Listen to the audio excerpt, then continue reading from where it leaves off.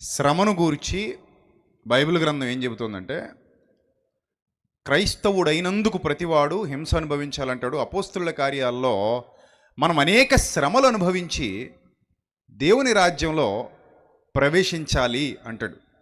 అపోస్తుల కార్యాలు 20 అధ్యాయం. అపోస్తుల కార్యాలు 20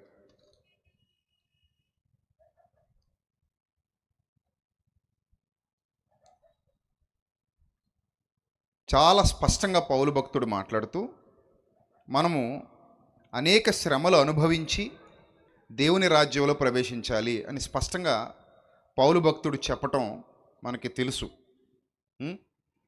ఇంకా తిమోతి పత్రికలో కూడా ఒక విశేషమైన సందర్భాన్ని పౌలు భక్తుడు మాట్లాడతాడు.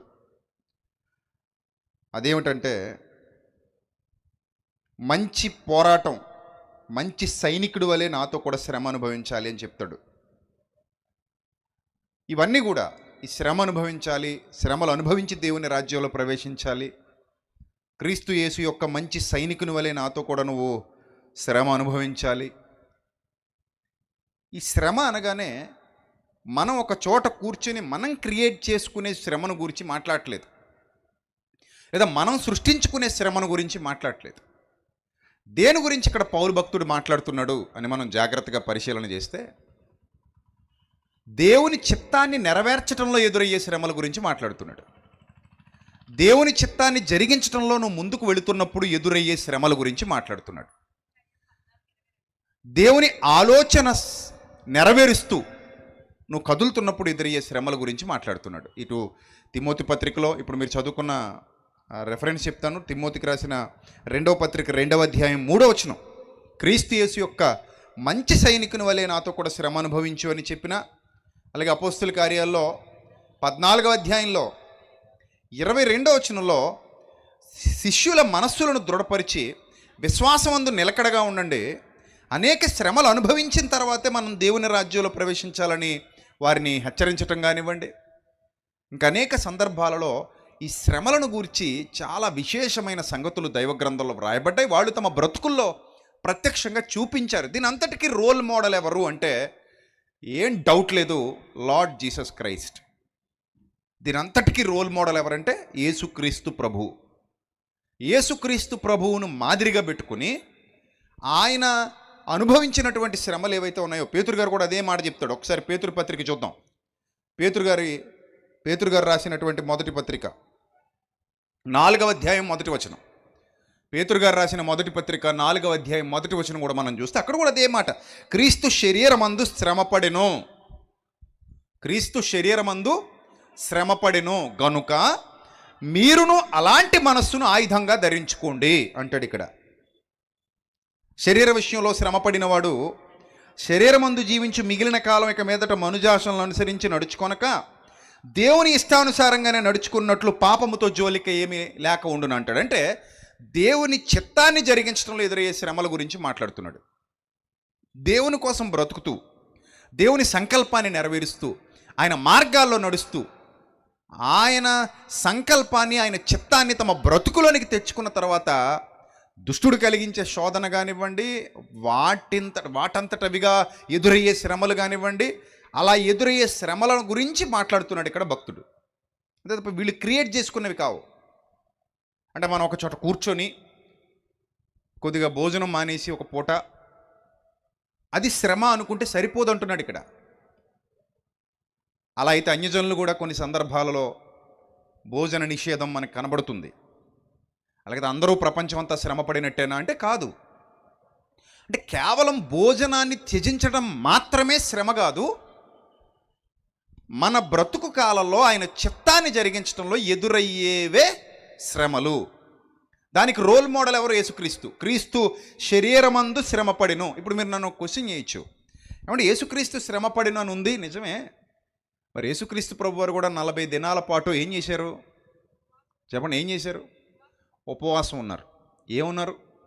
ఉపవాసం ఉన్నారు. ఎన్ని దినాలు ఉన్నారు? 40 దినాలు ఉన్నారు. ఎలా ఉన్నారు చెప్పండి? ఎక్కడున్నారు? ఇంతకీ ఎక్కడున్నారు యేసు ప్రభు వారు ఉపవాసం? అరణ్యంలో ఉన్నారు. అరణ్యంలో ఏమైనా దొరుకుతాయా? అడవిలో నూడిల్స్ దొరుకుతాయా? దొరకవుగా. అడవిలో మిరపకాయ బజ్జీలు, అరటికాయ బజ్జీలు దొరుకుతాయా? దొరకవుగా. అడవిలో అడుగడుక్కి ఒక బిర్యానీ సెంటర్ ఉంటుందా? ఉండదుగా. అంటే అడవిలో ఏవి దొరకవు. డ్రింకులు దొరకవు, పుచ్చకాయలు దొరకవు, పలావుల సెంటర్లు ఉండవు, బజ్జీల బండి ఉండదు, ఇవేం ఉండవు. ఏం తిద్దామంటే, ఏం తినేద్దామంటే అవి టైంకి తినేయడానికి ఏం ఉండవు. అలాంటి ఒక నిర్మానుష్యమైన జనావాసాలకు దూరంగా మృగాలు, క్రూర మృగాలు సంచరించేటువంటి అడవిలోనికి వెళ్ళిపోయారు ఆయన, అరణ్యములోనికి వెళ్ళిపోయారు ఆయన. ఆ అరణ్యంలోనికి వెళ్ళిపోయి ఆ అరణ్యంలో యేసుక్రీస్తు ప్రభువు 40 దినాల పాటు ఉండిపోయారు. అది కూడా ఎవరి వలన అంటే శోధనలో భాగంగా. ఈ శోధన కలిగించింది ఎవరంటే శోధకుడు అనగా అపవాది. 40 దినాలు ఆయనను అరణ్యములోనికి త్రోసుకొని పోయాడని మార్కు సువార్తలో మార్కు గారు రాస్తున్నారు. చూడండి ఒకసారి, మార్కు సువార్త 1వ అధ్యాయము ఒకసారి చూడండి. మార్కు సువార్తలో 1వ అధ్యాయంలో ఆ మాట ఉంటుంది. ఏమని చెప్తున్నాడంటే మార్కు, పరిశుద్ధాత్మ ఆయనను అరణ్యములోనికి తీసుకొని వెళ్ళినప్పుడు, పరిశుద్ధాత్మ ఆయనను అరణ్యములోనికి త్రోసుకొని వెళ్ళినప్పుడు అక్కడ సాతాను చేత 40 దినములు ఆయన శోధింపబడ్డాడని వ్రాయబడింది. 13వ వచనంలో మీరు చూడొచ్చు. మార్కు సువార్త 1వ అధ్యాయము 12-13 వచనాలు మీరు చూడొచ్చు. అక్కడ ఏమని వ్రాయబడింది? వెంటనే పరిశుద్ధాత్మ ఆయనను అరణ్యములోనికి త్రోసుకొని పోయెను, ఆయన సాతాను చేత శోధింపబడుచు. 40 దినాలు సాతాను చేత శోధింపబడుచు. ఇప్పుడు సాతాను ఆయనను శోధించడానికి 40 దినాల టైం తీసుకున్నాడట.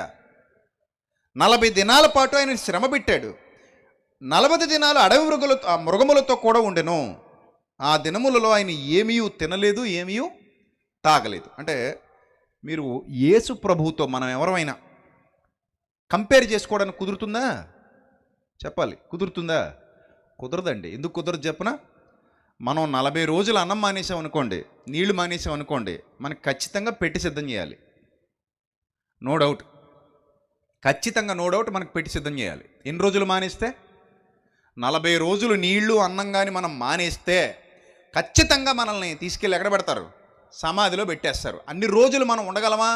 ఉండలేం. ఇప్పుడు షుగర్లో బీపీలో ఉన్నోళ్ళు ఉన్నారు కాబట్టి ఒక్కరోజు ఉండడమే కష్టమైపోతుంది కనుక వీళ్ళు ఏదో ఇంటర్మీడియట్ ఫాస్టింగ్ అన్నట్టు చేస్తారు. ఇంటర్మీడియట్ ఫాస్టింగ్ అంటే ఎలాగది?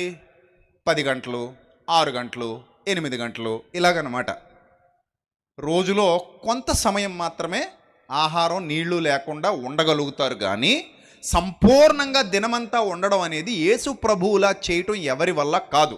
కాబట్టి ఇక్కడ కంపారిజన్ పెట్టుకోకూడదు యేసు ప్రభువుతో. 40 దినాలు యేసు ప్రభు ఉన్నాడు కాబట్టి ఆయనలాగా నేను కూడా ఉంటాను, ఆయనలాగా నేను ఉన్నాను అని అక్కడ కంపారిజన్ పెట్టుకోకూడదు. ఎందుకంటే ఆయనలాగా ఉండడం ఎవరి వల్ల కాదు, ఆయనలాగా అన్నం మానేయడం ఎవరి వల్ల కాదు, ఆయనలాగా నీళ్లు మానేయడం ఎవరి వల్ల కాదు. ఆయన దేవుని ఆత్మశక్తి చేత అరణ్యములోనికి త్రోసుకొని పోబడి ఆ అరణ్యంలో ఆయన ఉంటూ ఆ అరణ్యంలో 40 దినాల పాటు యేసు ప్రభువారు పని ప్రారంభించటానికి ముందు శిక్షణలో ఉన్నాడు, సిద్ధపడ్డాడు అని మీరు గ్రహించాలి. దేనికి ముందు? తండ్రి పని ప్రారంభించడానికి ముందు 40 దినాల పాటు సిద్ధపాటు కలిగి, శిక్షణ కలిగి, శోధనలో ఉండి దాన్ని ఎదుర్కొని బయటకు వచ్చి సువార్త పనిలో అడుగుపెట్టారు ఆయన. ఆ 40 దినాలు కూడా ఒక రకంగా శిక్షణా కాలం అనుకోవాలి, సిద్ధపడిన కాలం అనుకోవాలి. ఆ ఒక్కసారే మళ్ళీ ప్రతి సంవత్సరం అది ఆయన జీవితంలో రిపీట్ కాల. ఆ ఒక్కసారే ఆయన ఉపవాసం ఉండి 40 దినాలు ఏమీ తినకుండా సాతాను చేత శోధింపబడి ఆ శోధనను ఎదుర్కొని ఆ శోధనను గెలిచి పనిలో అడుగుపెట్టారు, సువార్త పనిలో అడుగుపెట్టారు. సువార్త పని అనగానే యూదుల నుండి పూర్తి వ్యతిరేకత. ఆ వ్యతిరేకతలో ఆయన సత్య సువార్తను ప్రకటిస్తూ చివరికి ఆయన గమ్యం ఏదంటే సిలువకు వెళ్ళాలి. సిలువకు వెళ్ళి ఆ సిలువను ఎదుర్కోవాలి, ఆ సిలువ మీద బలియాగం జరిగించాలి. అది క్రీస్తు చేసినటువంటి సాక్రిఫైస్. ప్రపంచ మానవాళి కొరకు ప్రభు ప్రాణం పెట్టాలి కనుక అది లేఖనాలలో వ్రాయబడింది కనుక లేఖనాల నెరవేర్పు కొరకు ఆయన ఆ విధంగా సిద్ధపడ్డారు. మీకు అందరికీ అర్థం కావడానికి ఒక విషయం చెప్తాను. మిలిటరీలో జాయిన్ అవ్వాలి అని అనుకున్నాడు అనుకోండి ఒక విద్యార్థి. ఫస్ట్ చదువుతాడు, చదివిన తర్వాత దేనికి వెళ్తాడు? మిలిటరీలో ఉద్యోగం రాకమునుపు దేనికి వెళ్తాడు? ట్రైనింగ్ అంటారు దాన్ని. ట్రైనింగ్ అంటే శిక్షణ, మన భాషలో ఏంటది? శిక్షణ. ఆ శిక్షణా కాలం పూర్తయిన తర్వాతే అతనికి జాబ్ వస్తుంది, జాబ్ ఇస్తారు, పోస్టింగ్ పడుద్ది. ముందు పోస్టింగ్ రాదు, శిక్షణా కాలం పూర్తయ్యాక పోస్టింగ్ వేస్తాడు. అది నువ్వు బోర్డర్లో యుద్ధం చేయాలా లేకపోతే ఇంకో చోట ఉండాలా ఇంకో చోట ఉండాలని తర్వాత నిర్ణయిస్తారు అధికారులు. ముందు అతగాడికి శిక్షణ పూర్తవ్వాలి. ఆ శిక్షణ పూర్తి చేసుకుని అసలు పని మొదలు పెట్టినట్టుగా యేసుక్రీస్తు ప్రభువారు కూడా ఒక విధంగా శిక్షణా కాలంలో ఉన్నారు. ఆ కాలం పూర్తయిన తర్వాత కాలాన్ని పరిపూర్ణం చేసిన తర్వాత ఆయన ఆ బలియాగాన్ని జరిగించి ఈ లోకాన్ని విడిచిపెట్టి తండ్రి సన్నిధికి వెళ్ళారు. ఇప్పుడు ఈ శ్రమ, యేసుక్రీస్తు శరీరంలో పొందినటువంటి శ్రమ అనగానే మనం అనుకునేటంతటి ఈజీ కాదు, అది చాలా కష్టం. అసలు ఈ సాక్రిఫైస్ ఎందుకు అనేది ఒక విషయం మీకు అర్థమైతే మొత్తం అర్థం అవుద్ది.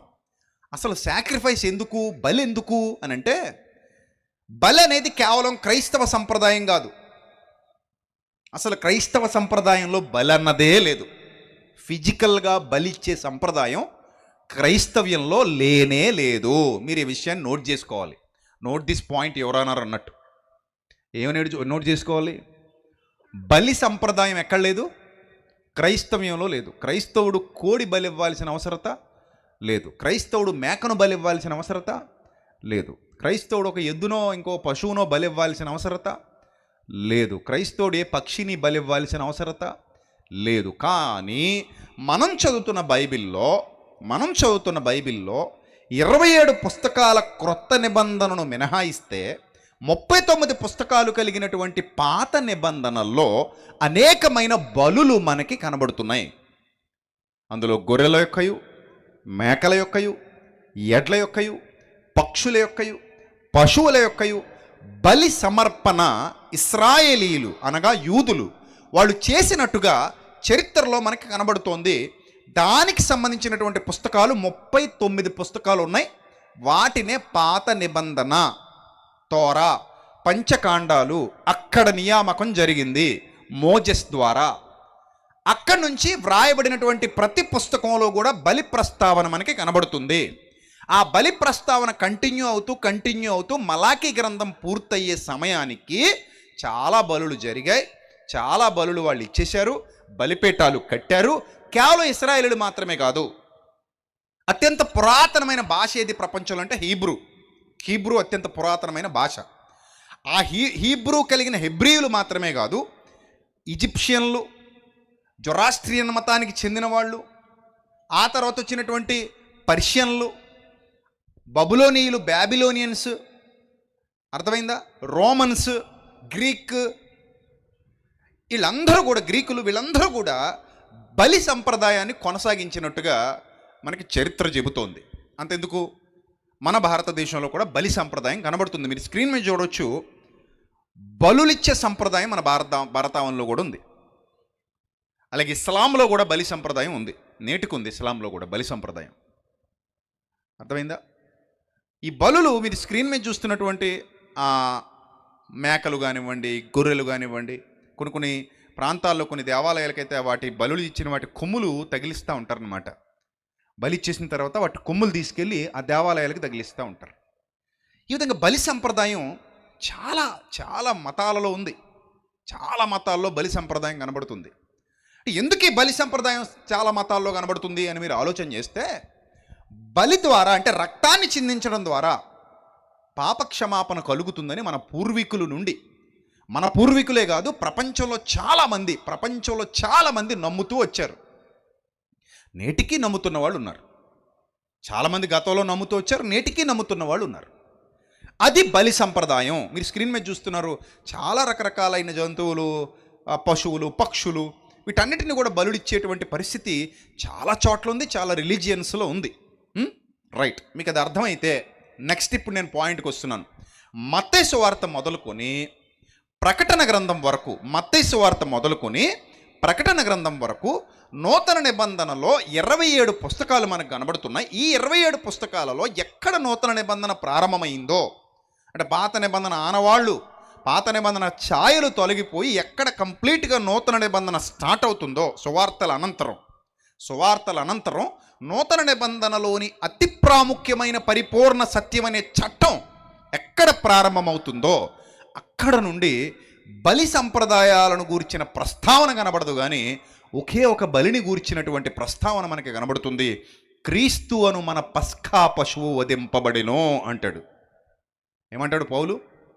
క్రీస్తు అను మన పస్కా పశువు వధింపబడెను అంటే ఒక బలి జరిగింది.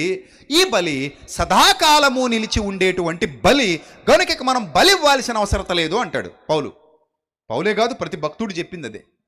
సదాకాలము నిలిచి ఒక్క బలి క్రీస్తు జరిగించారు గనుక ఇక మనం బలినివ్వాల్సిన అవసరత లేదు. అంటే మన పాపముల నిమిత్తం ఒక మోగ జీవాన్ని తీసుకొచ్చి దాని మీద చేతులుంచి దాని మీద మన హస్తాలు మోపి, ఇదిగో నా పాపమంతయు నా పాప భారమంతయు దీని మీద మోపుతున్నాను, నా పాపాన్ని భరించటానికి ఈ పశువుని తీసుకొచ్చాను, లేదా పక్షిని తీసుకొచ్చాను, ఈ కోడిని తీసుకొచ్చాను, దీన్ని నేను దేవునికి సమర్పిస్తున్నాను, దీన్ని నేను దేవుని ఎదుట బలిగా ఇచ్చేస్తున్నాను గనుక ఈ బలి ద్వారా నా పాపాలకు ప్రక్షాళన కలుగుతుంది, ఈ రక్తం చిందించడం ద్వారా, ఈ రక్త ప్రోక్షణ ద్వారా నా పాపాలకు ప్రక్షాళన కలుగుతుంది ఒకవేళ అనుకుంటే క్రైస్తవుడు అది నీ పని కాదని చెప్పేశాడు నూతన నిబంధనలో.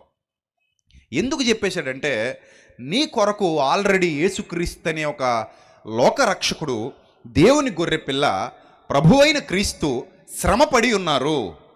ఆయన పొందిన దెబ్బల చేత మనకు స్వస్థత కలుగుచున్నది. ఆయన మీ నిమిత్తము గాయపరచబడెను.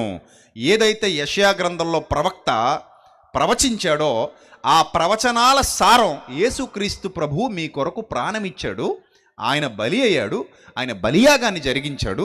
ఆయన చేసిన బలియాగం ద్వారా మీకు రక్షణ కలుగుతుంది కనుక ఆయన చేసిన బలియాగంలో మీకు విమోచన, విడుదల, పాపక్షమాపణ కలుగుతుంది కనుక ఆ రక్త ప్రోక్షణమునందు విశ్వాసం ఉంచితే చాలు, ఆయన పొందిన విధేయత మీద మీరు విశ్వాసం ఉంచితే చాలు, ఆయన చూపించిన విధేయత మీద, ఆయన పొందిన శ్రమల మీద మీరు విశ్వాసం ఉంచితే చాలు, అదే మీకు చిట్ట చివరి బలి.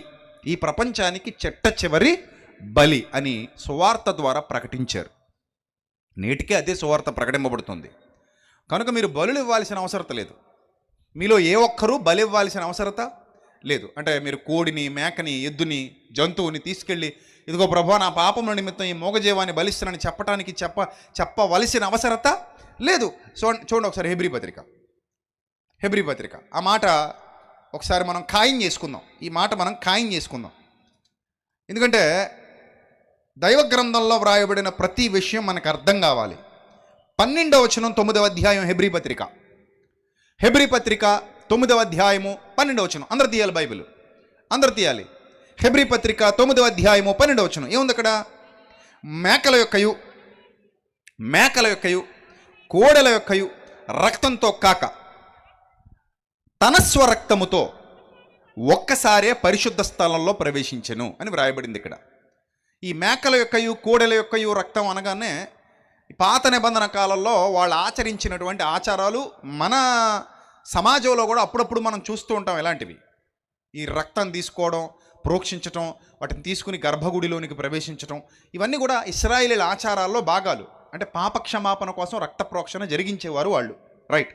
యాలే అనగా మేకల యొక్కయు ఎడ్ల యొక్కయు రక్తం మైలపడిన వారి మీద ఆవుదూడ బూడిద చల్లడం, శరీర శుద్ధి కలిగినట్లు వారిని పరిశుద్ధపరిచిన ఎడల నిత్యుడగు ఆత్మ ద్వారా తనను తానే దేవునికి నిర్దోషిగా అర్పించుకున్న క్రీస్తు యొక్క రక్తము నిర్జీవ క్రియలను విడిచి జీవముగల దేవుని సేవించుటకు మన మనస్సాక్షిని ఎంతో ఎక్కువగా శుద్ధి చేయును అన్నాడు. మన మనస్సాక్షిని ఎంతో ఎక్కువగా శుద్ధి చేయును. ఏమండి? ఇక 27వ వచనం మనుష్యులు ఒక్కసారే మృతి పొందవలనని నియమింపబడెను, ఆ తర్వాత తీర్పు జరుగును. అలాగుననే క్రీస్తు కూడా అనేకుల పాపములను భరించుటకు ఒక్కసారే అర్పింపబడి, ఎన్నిసార్లు అర్పింపబడి? ఒక్కసారే అర్పింపబడి తన కొరకు కనిపెట్టుకొని ఉండు వారి రక్షణ నిమిత్తము పాపము లేకుండా రెండవసారి ప్రత్యక్షమగును అన్నాడు. అంటే దీన్ని బట్టి మనకి ఏమర్థమైందంటే బలి ఒకసారి జరుగుతుంది, బలి జరిగిపోయింది, ఇక మరలా మనకి బలితో పని లేదు, బలి నిమిత్తంతో పని లేదు. ఇక ఎవ్వరు కూడా బలి ఇవ్వాల్సిన అవసరం లేదు, ఆల్రెడీ బలి ఇవ్వబడింది. అదే శ్రమ పడటం. యేసుక్రీస్తు ఏం పడ్డారట? శ్రమ పడ్డారు, తన శరీరముతో శ్రమ పడ్డారు. ఎలాంటి శ్రమ ఆయన తీసుకున్నారు అని అంటే, చాలామంది శిలువ మరణాన్ని తక్కువ చేసి మాట్లాడిన వాళ్ళు చాలామంది ఉన్నారు ప్రపంచంలో.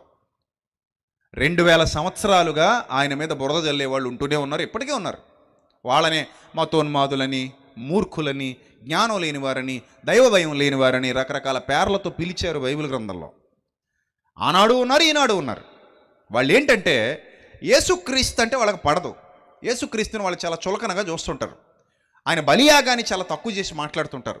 ఈ మధ్య కాలంలో సోషల్ మీడియా బాగా వచ్చేసిన తర్వాత యూట్యూబ్లో కానివ్వండి, ఫేస్బుక్లో కానివ్వండి, ఇన్స్టాగ్రామ్లో కానివ్వండి, మత ఉన్మాదంతో రగిలిపోయే వాళ్ళు ఎక్కువైపోతున్నారు.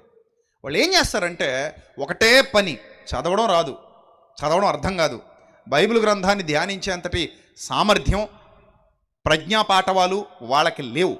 వాళ్ళు కేవలం బురద చల్లడమే పనిగా పెట్టుకుని ఏదో విధంగా కోడిగుడ్డు కేకలు పీకుదాం అన్నట్టు ఆయన మీద బురద చల్లడమే పనిగా పెట్టుకుని రకరకాల వీడియోలు చేస్తుంటారు, రకరకాల పోస్టింగ్లు పెడతా ఉంటారు. వాళ్ళ ఉద్దేశం ఏంటంటే యేసు ప్రభు వారు ఏం పొందారు శిలువలో శ్రమ, అది పెద్ద శ్రమే ఉంది, అది పెద్ద బాధ ఏముంది అన్నట్టు మాట్లాడుతుంటారు. దీని మీద ప్రారంభ శతాబ్దం నుండి కూడా చాలామంది హిస్టోరియన్స్ రాసినటువంటి పుస్తకాలు ఉన్నాయి. అంత మాత్రమే కాదు, వైద్య రంగాన్ని అనుసరించి కూడా యేసుక్రీస్తు ప్రభు వారి శ్రమను రూఢిపరిచారు. ఇప్పుడు అవన్నీ మీకు స్క్రీన్ మీద చూపిస్తాను. వైద్య రంగాన్ని అర్థం చేసుకున్న వాళ్ళు కూడా, వైద్య శాస్త్రాన్ని అర్థం చేసుకున్న వాళ్ళు కూడా యేసుక్రీస్తు ప్రభు వారి శ్రమను రూఢిపరిచారు. అవును, ఆ శ్రమ బలికి తగినటువంటి శ్రమ. ఒక సాధారణ పశువులాగా, ఒక సాధారణ గొర్రెపిల్లలాగా జరిగినటువంటి బలి కాదది. ఆ మహాదేవుని శక్తివంతుడైన కుమారుడు మానవాళి పాప ప్రక్షాళన కొరకు ఎన్ని గాయాలు భరించాడో, అరికాలు మొదలుకొని నడినెత్తి వరకు చీల్చబడిన దేహంతో, గాయపరచబడిన దేహంతో సర్వమానవాళి పాప ప్రక్షాళనార్థమై గొప్ప బలియాగాన్ని, గొప్ప రక్షణ కార్యాన్ని, గొప్ప రక్షణ సంకల్పాన్ని నెరవేర్చాడు అని చాలా స్పష్టంగా రూఢిపరిచారు. అది ఏ విధంగా రూఢిపరిచారో నేను కొన్ని సంగతులు ఈ రాత్రి మీతో మాట్లాడతాను, చాలా జాగ్రత్తగా వినండి. ముఖ్యంగా యేసుక్రీస్తు ప్రభువారి శ్రమలను ఉద్దేశించి ఒక 4 పాయింట్స్ మీకు ఈ రాత్రి చెబుతాను. మిగిలినవి రేపు మాట్లాడుకుందాం. రేపు ఇంకా చాలా విలువైన విషయాలు మాట్లాడుకుందాం. ఇవి మాత్రమే కాదు, ఆ పునరుద్ధాన ఘట్టాన్ని గురించి ఇప్పటి వరకు మీరు కని విని ఎరుగని సంగతులు రేపు మాట్లాడతాను. ఈరోజు కూడా యేసుక్రీస్తు ప్రభువారి శ్రమ అనగానే చాలామంది చాలా చులకనగా మాట్లాడిన వాళ్ళు ఉన్నారుగా, వాళ్ళకే కాదు మీకు కూడా అర్థం కావాలి రాత్రి. అసలు శ్రమ పడ్డం అంటే ఏంటి, యేసుక్రీస్తు పొందినటువంటి శ్రమలేంటి, అవి ఏ విధంగా ప్రభావం చూపించాయి ఆనాడున్న సమాజం మీద, ఎందుకు అపోస్తలులు ప్రాణాలకు తెగించి పోరాటం చేశారు, వాళ్ళు ఎందుకు ప్రాణాలని తృణప్రాయంగా ఎంచుకున్నారు, అసలు లెక్క చేయలేదు దేవుని కోసం ప్రాణం ఇవ్వడానికి ముందుకెళ్లారు, ఇంత ధైర్యంగా వాళ్ళు ఎలా సువార్త పరిచర్యలో వాడబడ్డారు, సత్యాన్ని వ్యాపింపజేయడానికి ఎందుకు అలా కష్టపడ్డారు, ఇవన్నీ మనకు అర్థం కావాలి అంటే ముందుగా కొన్ని విషయాల మీద మనకు అవగాహన రావాలి. చూడండి, మీకు సినిమాల్లో చూపించినట్టు ఏదో ఒక సిలువేశారు, అలా ఓ చెక్క ఉంది, ఆ చెక్క మీద యేసు ప్రభుని ఈ పక్కన పెట్టేశారు, కాలుకు మేకు కొట్టారు, 2 చేతులకు 2 మేకులు కొట్టేశారు, ఆయన వేలాడారు, అయిపోయింది. దేవా నీ చేతికి నా ఆత్మను అప్పగిస్తున్నాను అనేశారు. ఆయన దేవుడు కదా, ఆయన ఎవరో దేవుని కుమారుడు కదా, ఆయనకి నొప్పే ఉంటుంది, ఏముండదు అంటే డ్రామా అనుకుంటున్నారా? చెప్పండి, డ్రామా అనుకుంటున్నారా? డ్రామా కాదండి. కాబట్టి డ్రామా చేసి శక్తి చేత బాధను తప్పించేసుకుంటే దేవుడు అనబడ్డండి, దేవుడు అనబడ్డు. అసలు యేసుక్రీస్తు దేవునిగా కూడా రాలేదు భూమి మీదకి, దేవుని కుమారుడిగా సంపూర్ణ మానవుడిగానే కనబడుతున్నాడు. ఆయన ఒక సంపూర్ణ మానవాకారంలో శరీరధారిగా దేవునికి నరులకు మధ్యవర్తిగా క్రీస్తు యేసును నరుడు అన్నాడు. ఏమన్నాడు బైబిల్ గ్రంథంలో? పౌలు భక్తుడు రాస్తూ ఏమన్నాడు? నరుడు అన్నాడు. నరుడు అంటే అర్థం ఏంటి? సంపూర్ణ మానవునిగా ఆయన భూమి మీద కనబడుతున్నాడు తప్ప మనలాంటి రక్తమాంసాలలో బాధ కలిగిన, బాధ తెలిసిన, బలహీనతలు ఎరిగిన రక్తమాంసాలలో యేసుక్రీస్తు ప్రభువారు కనబడుతున్నారు తప్ప ఆయన ఏదో మహిమదేహంతో వచ్చేసి బాధ తెలియని ఏదో తిమ్మిరి ఇంజెక్షన్ ఇచ్చుకునో మొత్తం ఇంజెక్షన్ ఇచ్చుకుంటే బాధ తెలియదు అన్నట్టు అలాంటి శక్తితో తన శరీరాన్ని ఏదో మాయ చేసేసి ఆ శక్తి చేత కాపాడబడి సిలువనెక్కి వెళ్ళిపోయినటువంటి వారు కాదు ఆయన. అది సంపూర్ణ మానవ అవతారంలో సంపూర్ణ మానవుడిగా తనను తాను కనపరుచుకొని ఆయన దైవత్వాన్ని పక్కన పెట్టి దేవునితో సమానముగా ఉండుట విడిచిపెట్టకూడని భాగ్యమని ఎంచుకొనలేదు, కానీ తనను తానే రిక్తునిగా చేసుకున్నాడని గ్రంథం సాక్ష్యమిస్తోంది. ఎలా చేసుకున్నాడట? తనను తానే రిక్తునిగా చేసుకున్నాడు. అలా చేసుకొని తన సంపూర్ణ త్యాగాన్ని మానవాళి ఎడల కనపరిచాడు. దేహం ఉంది అంటే నొప్పి ఉంటుంది, దేహం ఉంది అంటే ఆకలి ఉంటుంది, దేహం ఉంది అంటే అన్ని బలహీనతలు ఈ దేహం మనకి కలిగిస్తుంది. అలాంటి దేహంలో యేసుక్రీస్తు ప్రభువారు మనవలే ఉన్నారు. ఆయన మనవలే శోధింపబడ్డారు. ఆయన అన్ని విషయములలో మనవలే శోధింపబడినను ఆయన పాపము లేనివాడుగా ఉండెను అని హెబ్రీ గ్రంథకర్త చెబుతున్నాడు. ఇందులో శరీరధారిగా ఉన్న దినాలలో ఆ హెబ్రీ పత్రిక 5వ అధ్యాయం 7వ వచనంలో మీరు చదవచ్చు ఆ మాట. హెబ్రీ పత్రిక 5వ అధ్యాయము 7వ వచనం, శరీరధారి అయిన దినములలో ఆయన మహారోదనముతోనూ కన్నీళ్లతోనూ తన్ను మరణము నుండి రక్షింపగలవానికి ప్రార్థనలు యాచనలు సమర్పించి భయభక్తులు కలిగి ఉన్నందున ఆయన అంగీకరింపబడెను అని వ్రాయబడింది. అలాగే మరొక మాట కూడా చూపిస్తాను మీకు అదే హెబ్రీ పత్రికలో 4వ అధ్యాయము 15వ వచనం కూడా చూద్దాం. అదే హెబ్రీ పత్రిక 4వ అధ్యాయము 15వ వచనం, మన ప్రధాన యాజకుడు మన బలహీనతల యందు మనతో సహానుభావము లేనివాడు కాడు గాని సమస్త విషయములలో మనవలే శోధింపబడ్డాడని వ్రాయబడింది. చూడండి, మనవలే శోధింపబడ్డా కూడా ఆయనలో ఏమి లేదట, ఆయనలో ఏమి లేదు, పాపం లేదు. అంటే ఒక దేహాన్ని ధరించుకున్నాడు, మనలాంటి దేహమే, ఈ దేహంతో పాపము చెయ్యకుండా బ్రతికి చూపించాడు. పాపం తన శరీరం మీద ఏలుబడి చెయ్యలేని స్థితిలో ఆయన నిలబడి అప్పుడు ఆ శరీరాన్ని తీసుకెళ్లి బలికి అప్పగించాడు. అందుకే నేను ముందే చెప్పాను, శిక్షణా కాలం పూర్తయ్యాక పోస్టింగ్ పడ్డట్టుగా ఆయన చేయవలసిన శిక్షణంతా పూర్తి చేసి ఆ తర్వాత బలియాగానికి ఆ దేహాన్ని సమర్పించాడు. కొన్ని సిద్ధాంతాలలో కొన్ని పద్ధతులు ఉంటాయి. బలికి సిద్ధపరిచినటువంటి పశువుని ముందు కొన్నాళ్ళు పుష్టిగా మేపుతారు. ఏం చేస్తారు? పుష్టిగా మేపుతారు. అలాగే దానికి ఏ వైకల్యం లేకుండా చూసుకుంటారు, ఏ రోగం లేకుండా చూసుకుంటారు. అలాంటి శ్రేష్టమైన పవిత్రమైన ఒక పశువును, గొర్రెను తీసుకెళ్ళి ఏం చేస్తారు? బలిస్తారు. దానికి సాదృశ్యంగా శ్రేష్టమైన బలి జరగాలి అని అనుకున్నప్పుడు పాపము, అపవిత్రత, దుష్టత్వము, దుర్మార్గత అను ఏ విధమైన పులిసిన పిండి లేకుండా స్వచ్ఛమైన పస్కా పశువు వధింపబడాలి, అలాంటి వధ జరగాలి అని కోరుకున్నటువంటి ప్రభువు సర్వమానవాళి పాప పరిహారార్థమై తన పవిత్ర రుధిరాన్ని ధారపోశాడు, తన పవిత్ర రక్తాన్ని చిందించాడు. అది లేఖనానుసారంగా జరిగింది. దానికి ముందే ఎన్నో లేఖనాలు వ్రాయబడ్డాయి, ఇలా జరగబోతుందని. ఆయన రావడానికి ముందు కొన్ని వందల సంవత్సరాల ముందు లేఖనాలు వ్రాయబడ్డాయి. వ్రాయబడిన లేఖనాల ప్రకారంగానే యేసుక్రీస్తు లోకానికి రావడం, ఆయన మరణించడం, సమాధి చేయబడడం, పునరుద్ధానుడు అవ్వడం జరిగింది. ఇప్పుడు ఈ పునరుద్ధానుడు అవ్వడానికి ముందు ఈ శిలువ ఘట్టం జరుగుతున్నప్పుడు మొట్టమొదట ఆయన ప్రార్థనలో ఉన్నాడు. లూకాసు వార్త 22వ అధ్యాయం చూడండి. లూకాసు వార్త పాయింట్ నెంబర్ 1 మాట్లాడుతున్నాను, ప్రతిదీ మీరు రాసుకోండి జాగ్రత్తగా, మీకు అర్థం కావాలి. అలాగే స్క్రీన్ మీద కూడా మీకు కొన్ని ఆధారాలు చూపించి నేను మాట్లాడతాను. లూకాసు వార్త 22వ అధ్యాయం అందరు తీయండి, తీశారు అందరూ? లూకాసు వార్త 22వ అధ్యాయము 39 నుండి చదువుదామండి.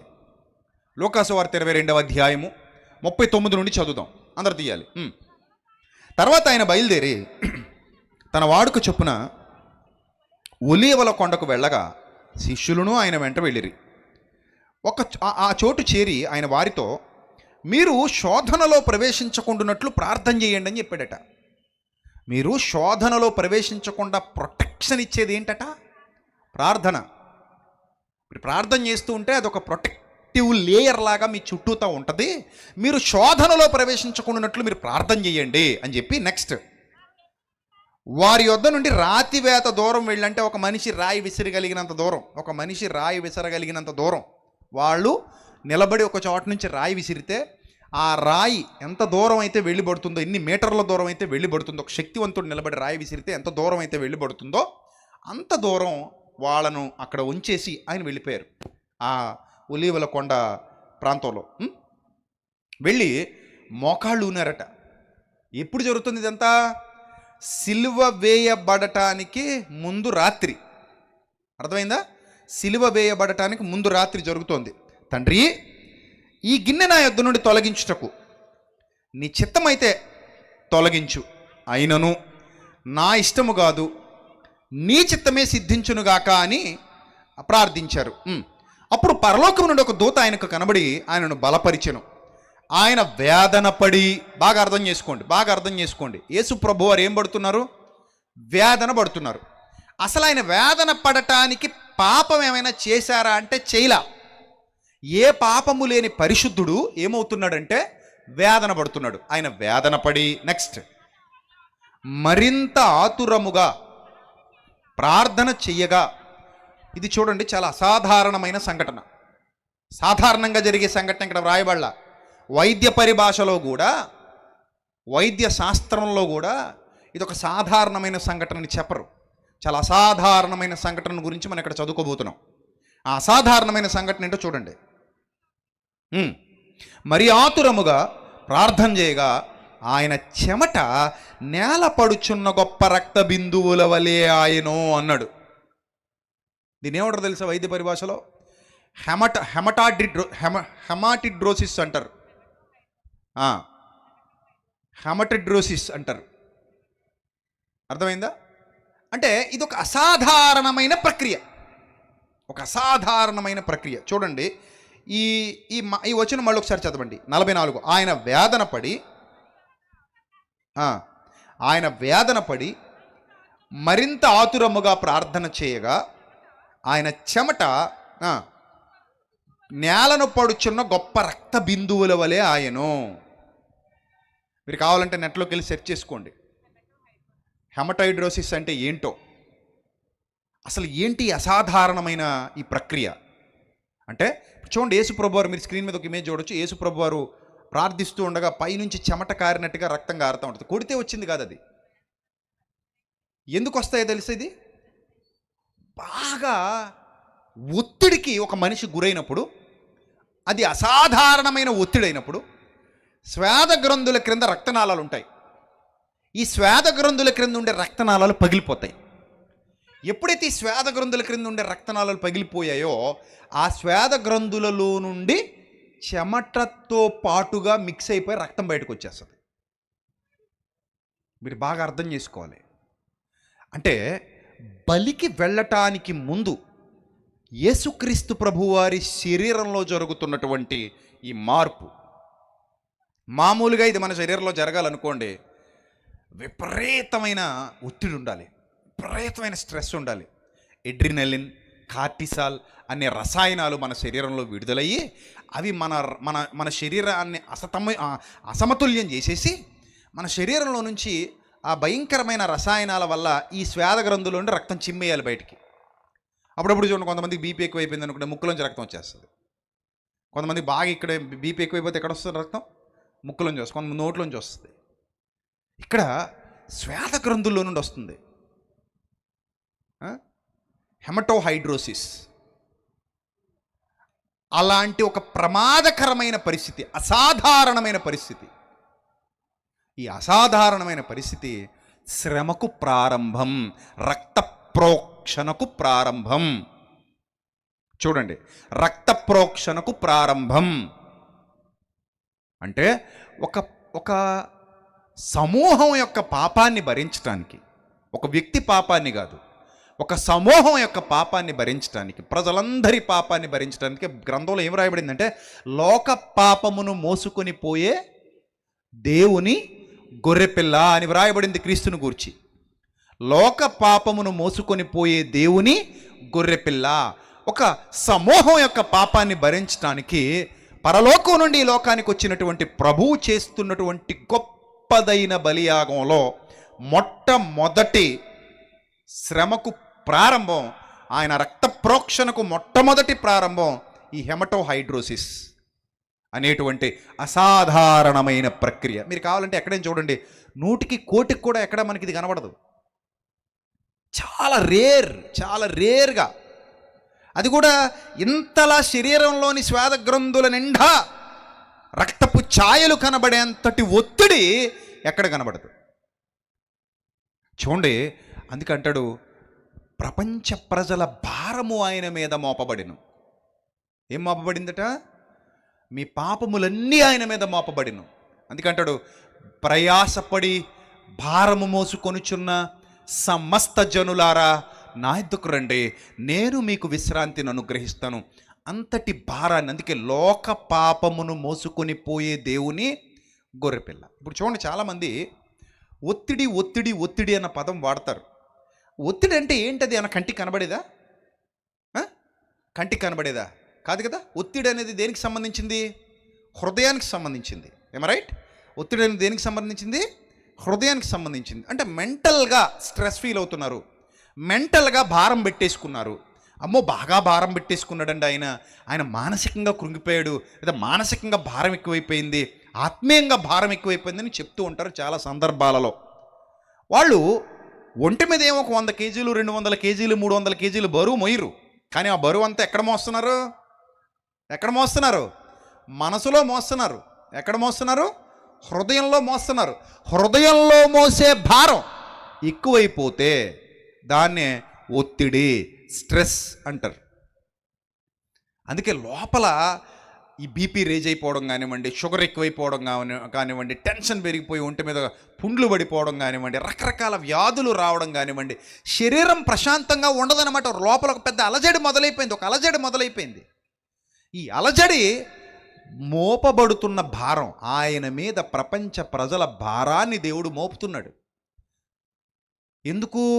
అప్పటి వరకు ఒక గొర్రె మీద మోపబడినటువంటి చేతులు ఈరోజు అందరి భారం ఆయన మీద మోపబడితే మీరు అనుకోవచ్చు, ఏంటండి అసలు నాకు అర్థం కావట్లేదు, ఇక్కడ చెమటలో నుంచి రక్తం గారిపోయేంత ఒత్తిడి ఆయన ఎందుకు తీసుకోవాలి అని మీరు ఒకవేళ అనుకుంటే, ఫిజికల్గా నేను మీకు చెప్తున్నాను, దేవుడు ఆయన చెయ్యి వదిలేశాడు, ఆయన తీసుకోవడానికి సిద్ధపడ్డాడు. ఇప్పుడు నా ప్రపంచ ప్రజల భారాన్ని ఆయన ముయ్యడం అనగానే లిటరల్గా మనం తీసుకుంటే ఆ శిక్ష ఆయన భరించాల్సిందే, అంతే, తప్పదు. అది భరించాలి, శిక్ష భరించాలి, లిటరల్గా భరించాలి, ఫిజికల్గా భరించి దాన్ని బేర్ చేయగలిగితేనే ఆ ప్రవచనాలు నెరవేరినట్టు. ఇది దేవుని సంకల్పం, దేవుని విధిలో భాగం అది. అలాంటి ఒక అద్భుతమైన ప్రక్షాళన జరిగించాలి, పాప ప్రక్షాళన జరిగించడానికి యేసుక్రీస్తు అందరి భారం తీసుకున్నాడు. ఉదాహరణకి ఒకరు అప్పు తొలగించాలంటే కష్టం, 100 మంది అప్పు తీయాలంటే చాలా కష్టం, 1000 మంది అప్పులు నువ్వే తీర్చాలంటే ఇంకా కష్టం, ఊరందరు అప్పులు తీర్చాలంటే మహా కష్టం, మండలం అందరు అప్పులు తీర్చాలంటే ఇంకా కష్టం, రాష్ట్రం అంతా అప్పులు నువ్వే తీర్చాలంటే చచ్చిపోవాలి, దేశం అప్పులంతా తీర్చాలంటే ఏం చేసేది లేదు, పుట్టినవాడు అప్పులు పుట్టబోయేవాడు అప్పులు కూడా తీర్చడానికి నేనే సిద్ధం అంటే ఇంకా అది ఇంకా కష్టం కదా. యేసు ప్రభు త్యాగాన్ని, ఆయన శ్రమను అర్థం చేసుకోవడానికి చాలా మనసు పెట్టాలి, కొంచెం ఉండాలి. అంటే గతకాలపు అనుభవాలు, చరిత్ర గ్రంథాలలో ఉన్నటువంటి విషయాలు, పాత నిబంధన ప్రవచనాల మీద ఒక అవగాహన, ఆనాటి నుండి ఈనాటి వరకు బలులు జరుగుతూ ఆ ఆత్మల లోకంలో ఎలాంటి స్థితిగతులు ఉన్నాయో ఇవన్నీ అవగతమైతే తప్ప యేసుక్రీస్తు ప్రభు వారి శ్రమ ఎంత గొప్పదో మనం అర్థం చేసుకోలేం. చాలా చులకనగా కనబడద్ది లేకపోతే చాలామందికి. ఆయన శ్రమ అర్థం కావాలంటే అది చులకన కాదు, చాలా శక్తివంతమైన శ్రమ. అది అర్థమైందా? చాలా శక్తివంతమైన శ్రమ. అందుకే ఆయన శరీరంలో నుండి రక్తపు బిందువులు ధారవలే ప్రవహిస్తున్నాయట. ఆయన శరీరంలో నుండి రక్త బిందువులు ఎలా వస్తున్నాయి? ధారవలే ప్రవహిస్తున్నాయి, చెమట వలే ప్రవహిస్తున్నాయని వ్రాయబడింది అక్కడ. చెమట వలే ప్రవహిస్తున్నాయి. ఆయన వేదన పడి మరింత ఆతురముగా ప్రార్థన చేయగా ఆయన చెమట నేల పడుచున్న గొప్ప రక్త బిందువుల వలె ఆయను. దీన్నే వైద్య పరిభాషలో ఏమన్నారని చెప్పాను? Hematohidrosis. Right? This is the point number 1. అంటే ఆయన శ్రమలకు ఆ దినమున ప్రారంభ ఘట్టం. యేసుక్రీస్తు ప్రభువారు రక్త ప్రోక్షణ జరిగించడానికి అది ప్రారంభ ఘట్టం. ఇక రెండవది, ఆ రాత్రి గడిచింది. అంటే నడి రాత్రి తర్వాత జరిగిన సంఘటనలు చూడాలి. ఇక మీదట మనం ఆ రాత్రి ఆయన ప్రార్థన అనంతరం నడి రాత్రి నుండి జరుగుతున్నటువంటి సంఘటనలు, తెల్లవారే అంతవరకు జరిగేటువంటి సంఘటనలు మనకి తెలియాలి. అందులో ఆ రాత్రి ముఖ్యంగా చాలా క్రైస్తవులు శ్రమ గురించి ధ్యానించాలంటే that is very special night. అది చాలా ప్రత్యేకమైన రాత్రి. యేసుక్రీస్తు ప్రభు అప్పగింపబడిన రాత్రి. ఆ రాత్రికి ఏమని పేరు పెట్టారు? అప్పగింపబడిన రాత్రి. ఆయన అప్పగింపబడిన రాత్రి. అది చాలా ప్రత్యేకమైన రాత్రి. ఇప్పటికీ మీ అందరికి ఒక ఐడియా వచ్చేసి ఉండాలి. నిజమే, ఎంత ఒత్తిడి ఆయనకి, ఎందుకంటే ఇంతమంది పాపాన్ని ఆయన భరిస్తాడని ప్రవక్తలు చెప్పారు. అది జరగాలి. అలా జరగాలి అంటే ఆయన మానసికంగా ఒత్తిడికి గురి అవ్వాలి. దేవుడు ఆ భారాన్ని ఆయన మీద మోపుతున్నాడు. చూడండి, యెషయా గ్రంథం 53వ అధ్యాయంలో ఆ మాట మీరు చదివిన తర్వాత ఈ మాట మీకు అర్థమవుతుంది. యెషయా గ్రంథం 53వ అధ్యాయము. యెషయా గ్రంథం 53వ అధ్యాయం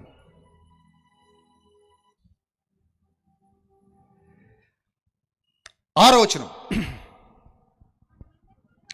చదవండి, అందరూ చదవండి. మనమందరము గొర్రెల వలె త్రోవ తప్పిపోతుమి, మనలో ప్రతివాడును తనకిష్టమైన త్రోవకు తొలిగెను. యెహోవా మనందరి దోషమును ఆయన మీద ఏం చేశాను? మోపెను. ఉందా లేదా?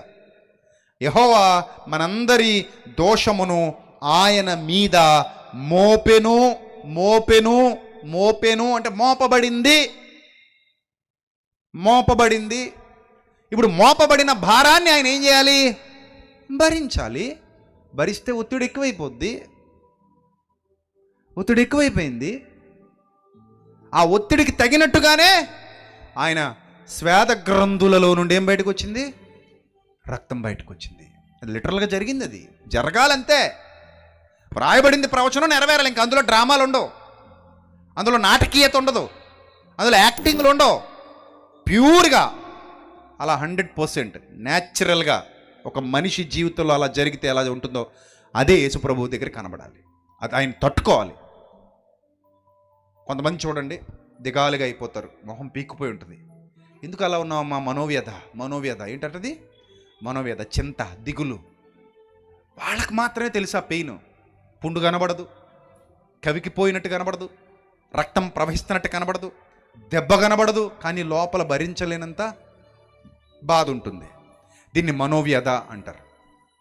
అలాంటి వాళ్ళకి చాలా లోపల విడుదల కాకూడని హార్మోన్స్ విడుదలైపోతే గట్ట మొత్తం పాడైపోద్ది. గట్ హెల్త్, విపరీతమైన గ్యాస్ట్రిక్ పెరిగిపోద్ది, మెంటల్గా అప్సెట్ అయిపోతారు, మైండ్ ప్రశాంతంగా ఉండదు. ఏం చేస్తున్నారో, ఎక్కడికి వెళ్తున్నారో, ఏం తింటున్నారో, ఎలా మాడుతున్నారో ఏం అర్థం కాదు. తెలియకుండానే బీపీ పెరిగిపోద్ది, తెలియకుండానే షుగర్ పెరిగిపోద్ది. బాగా అప్పులు ఎక్కువ చేశారనుకోండి, ఒత్తిడి ఎక్కువైపోయింది అనుకోండి, ఆత్మహత్య చేసుకునే స్థాయికి వెళ్ళిపోయాడంటే ఎంత ఒత్తిడి లేకపోతే వెళ్తాడు? మీరు ఆలోచించండి. ఈ అప్పులు తీర్చలేక, అప్పులు తీర్చే దారి దొరక్క ఆత్మహత్య చేసుకునే స్థాయికి వెళ్ళిన ఆ ఒత్తిడిని మీరు దేంతో, ఏ కాలిక్యులేటర్తో కొలుస్తారు? ఏ మీటర్తో కొలుస్తారు?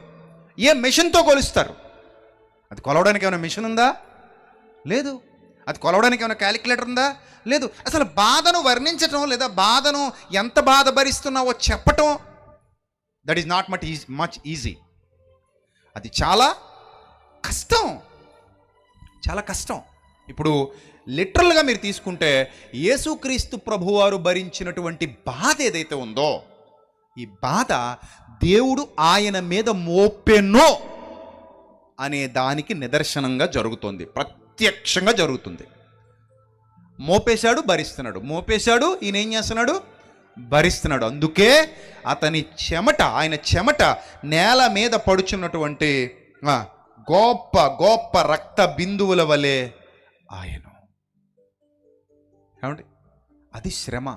నీ కొరకు, నా కొరకు, ప్రపంచ మానవాళి కొరకు యేసుక్రీస్తు భరించినటువంటి శ్రమ. అర్థం చేసుకుంటే నీ మనసు ఆయన పట్ల గౌరవంతో వందన సమర్పణ చేస్తుంది. ఇది అర్థమైతే నిజమే, లేఖనానుసారంగా యేసుక్రీస్తు చేసినటువంటి మహా గొప్ప త్యాగం ఇది అని నువ్వు గ్రహించగలుగుతావు. ప్రియమైన దేవుని సంగమా, ఇప్పుడు ఎప్పుడు ఆయనతో మనం పోల్చుకోం శ్రమల విషయంలో. ఒక ఆయన అడిగాను నేను, ఏమయ్యా శ్రమల కాలం కదా ఏం చేస్తున్నావు? యేసు ప్రభు చేసినట్టే చేస్తున్నాను అన్నాడు. ఎవరు చేసినట్టు? యేసు ప్రభు చేసినట్టే, సేమ్ డిట్టోనా? అవును. అంటే నిన్ను ఆయన్ని తక్కెట్లేస్తే ఇద్దరు సమానంగా తూగుతారన్నట్ట? ఆయన కాలి గోటికి కూడా మన బతుకులు సరిపోవు. ఆయన కాలి గోటికి మన జీవితాలు సరిపోవు. ఆయన పొందిన శ్రమ ఎక్కడ, మన శ్రమ ఎక్కడ?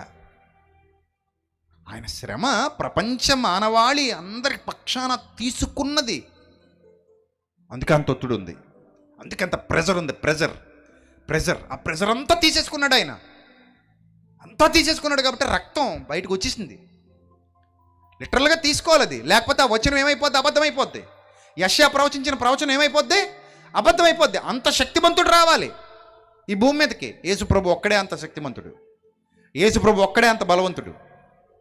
అందుకే ఆయన వచ్చాడు, ఆయన చేసి చూపించాడు. ఇది ఒక కోణం, ఇది చాలామందికి అర్థం కాలేదు. ఇప్పటికీ ఈ కోణం అర్థం కాలేదు. అసలు ఇంత ఒత్తిడి ఎందుకు? యేసుప్రభుకి ఇంత ఒత్తిడి ఎందుకు? ఇంత భారం ఎందుకు? అంటే నటించాడు అనుకుంటున్నారా? కాదు, అస్సలు కాదు.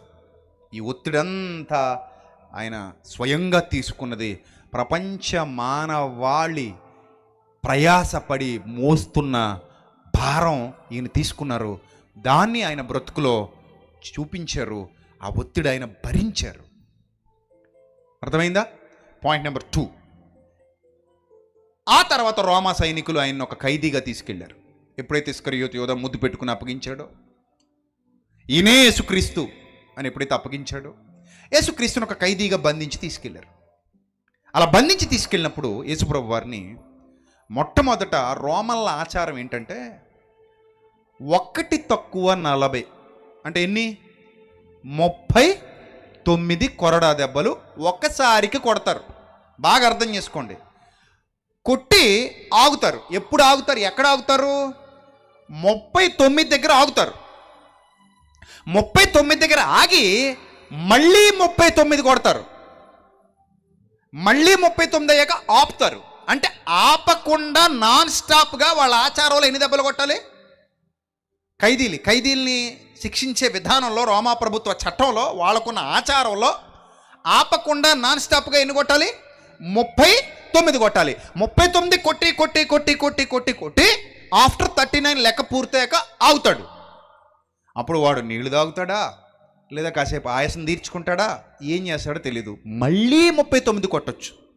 అలాగా ఒక రోమా సైనికుడికి శక్తి ఉన్నంత వరకు కొట్టొచ్చు. 1 - 40 అతని శరీరంలో శక్తి ఉన్నంత వరకు కొట్టచ్చు.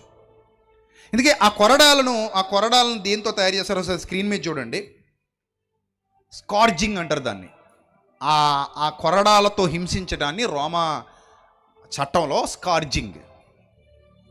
సరే చూడండి, అసలు అది ఆ స్క్రీన్ మీద మీకు ఒక స్పెషల్గా ఉన్న ఒక కొరడా చూపిస్తున్నాడు చూడండి, ఒక ఊహా చిత్రం. ఎంతగా హింసించారు.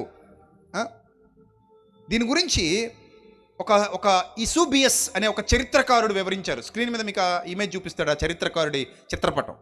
ఇసుబియస్ అనే ప్రారంభ శతాబ్దానికి చెందినటువంటి చరిత్రకారుడు. ఈ ప్రారంభ శతాబ్దానికి చెందినటువంటి చరిత్రకారుడు ఈ రోమన్ల హింసా విధానం ఎలా ఉండేదో వర్ణిస్తూ పుస్తకాలు రాశాడు చరిత్రలో. ఇసుబియస్ ఆయన రాసినటువంటి పుస్తకాల్లో తోలు పటకాలతో తయారు చేయబడినటువంటి రోమా సైనికుల కొరడాలు, తోలు పటకాలు ఉంటాయి వాటికి. ఆ తోలు పటకాల చివరన ఎముకలు గట్టిగా చెక్కి, ఎండిన ఎముకలు గట్టిగా చెక్కి, అలాగే కొన్ని ఇనుప కొక్కాలు వాటిని గట్టిగా చెక్కి మధ్యలో చివర్లా వాటిని అమర్చి పెడతారనమాట. ఆ తోలు పటకాలకి అమర్చి పెడతారు. అలా అమర్చి పెట్టి అవి కత్తుల వలె ఉంటాయి. పదునైన ఎముక ముక్కలవి అల్లబడి ఉంటాయి. నేను చెప్పాను కదా, ఒకసారికి ఎన్ని దెబ్బలు కొడతారు? 39. అవి గుచ్చుకుంటే ఎముకల స్థానాలు కదిలిపోవాలి. ఎముకల స్థానాలు కదిలిపోయేలా కొట్టాలి వాటితో. అలాంటి కొరడాలు రోమా సైనికులు ఉపయోగించేవారు, తోలు పటకాలతో చేసినవి. చివరి ఎముక ముక్కలు ఉంటాయి. దెబ్బకి కొడుతున్న ప్రతి దెబ్బకి ఎముకలు కదిలిపోవాలి, చర్మం ముక్కలుగా రాలిపోవాలి. ఆ 39 దెబ్బలు పడాలి, ఒక్కసారి ఆపాలి, మళ్ళీ 39 పడాలి, మళ్ళీ ఆపాలి, మళ్ళీ 39 పడాలి, మళ్ళీ ఆపాలి. అలా అతను కోపికొన్నంత వరకు 39 కొట్టుకుంటూ వెళ్ళొచ్చు. అలాగా ఆయన దేహం నలిగిపోయి రాలిపోవాలన్న ప్రవచనం ఉంది. ఇవన్నీ ఎందుకు? శిక్షలు. మన సమాధానార్థమైన శిక్ష అతని మీద పడెనో. లిటరల్గా అది నెరవేరాలి. మీరు అనుకుంటారు, తండ్రి నీ చిత్తమైతే గిన్నె నా యొద్ద నుండి తొలగించి, ఇదేటండి యేసు ప్రభు ధీరుడు వీరుడు శూరుడు కదా, ఆయన నోటి వెంట ఆ పదం రాకూడదు కదా. ఇప్పుడు ఆలోచించండి, ఆ సిచ్యువేషన్లో మనం ఉంటే అస్సలు బేరు చేయలేం. ఒక భక్తుడు అన్నాడట, 10 కోట్ల మంది స్త్రీలు అనుభవించిన ప్రసవ వేదన ఒక యేసుక్రీస్తు అనుభవించాడు అన్నాడట. ఎంత? 10 కోట్ల మంది స్త్రీలు ఒక్కసారే ప్రసవ వేదన అనుభవిస్తే ఎలా ఉంటుందో అంతటి వేదన యేసుక్రీస్తు అనుభవించాడు. అది సామాన్యమైన శిక్ష కాదురా నాయన, చాలా క్రూరమైనది. ఎందుకంటే ఆ భరించటం, ఆ మనసు మీద పడాలి భారం. మీరు అనుకుంటారు, ఇప్పటివరకు మీకు తెలిసినటువంటి క్రైస్తవ ప్రపంచంలో సువార్తలో విన్నటువంటి సమాచారం ఒకటి ఏంటంటే, యేసు ప్రభు శరీరం గాయపరచబడింది, శరీరం ఇబ్బంది పడింది, శరీరం శ్రమ పడింది, అంతే కదా, అంతే తెలుసు. కానీ మనసు గాయపడింది, మనసు భరించింది, మనసు ఇబ్బంది పడింది. ఆయన మానసికంగా కూడా బాధ తీసుకున్నాడు, కేవలం శారీరకంగా మాత్రమే కాదు. నా పాయింట్ అర్థమైందా? ఆయన మానసికంగా కూడా బాధ తీసుకున్నాడు. అందుకే ఆయనలో కూడా కార్టిసాల్ విడుదలైంది, అడ్రినలిన్ విడుదలైంది, రకరకాల రసాయనాలు విడుదలయ్యాయి, ఒత్తిడి పెరిగిపోయింది. ఆ తీవ్రమైన ఒత్తిడితో శ్వేత గ్రంథుల క్రింద ఉన్న రక్తనాళాలు పగిలిపోయి చెమట బయటకు వచ్చింది. అది మీరు ఇప్పటివరకు విన్నారు. ఇప్పుడు రెండో ఘట్టంలో మనం ఉన్నాం. యేసుక్రీస్తు ప్రభు వారి శ్రమలలో అత్యంత స్కార్జింగ్, అత్యంత ప్రమాదకరమైన కొరడా దెబ్బల సమయం. కోర్తుంటే ఎముకలు స్థానం కదిలిపోయేవి, ముక్కలు రాలిపోయేవి, గట్టిగా కొట్టేవారు. అలా ఎన్ని దెబ్బలు కొట్టారో ఆ రాత్రంతా, అలా కొట్టి పిలాతు ముందుకు తీసుకొచ్చేసరికి యేసుక్రీస్తు గుర్తుపట్టలేనంతగా మారిపోయారు. ఇది చరిత్ర చెబుతున్నటువంటి సాక్ష్యం. ఎలా మారిపోయారు? గుర్తుపట్టలేనంతగా మారిపోయారు. మారిపోవాలి. అదెలా? ఈ యెషయా గ్రంథం 52వ అధ్యాయం 13వ వచనం. యెషయా గ్రంథం తీయండి, అందరూ బైబిల్ తీయండి. ఈ రాత్రి మీకు చాలా ఇన్ఫర్మేషన్ అర్థం కావాలి యేసుక్రీస్తు గురించి. ఇప్పటి వరకు మీరు విన్నది వేరు, ఇప్పుడు మీరు వింటున్నది వేరు. ఇంకా లోతైన జ్ఞానాన్ని మీరు వింటున్నారు. యెషయా గ్రంథం 53వ అధ్యాయము 52వ అధ్యాయం 13వ వచనం. యెషయా గ్రంథం 52వ అధ్యాయం 13వ వచనం. ఆలకించుడి, నా సేవకుడు వివేకముగా ప్రవర్తించును, అతడు హెచ్చింపబడి ప్రసిద్ధుడై మహాగణుడుగా ఎంచబడును. ఏ మనిషి రూపము కంటే అతని ముఖమును, అతని రూపమును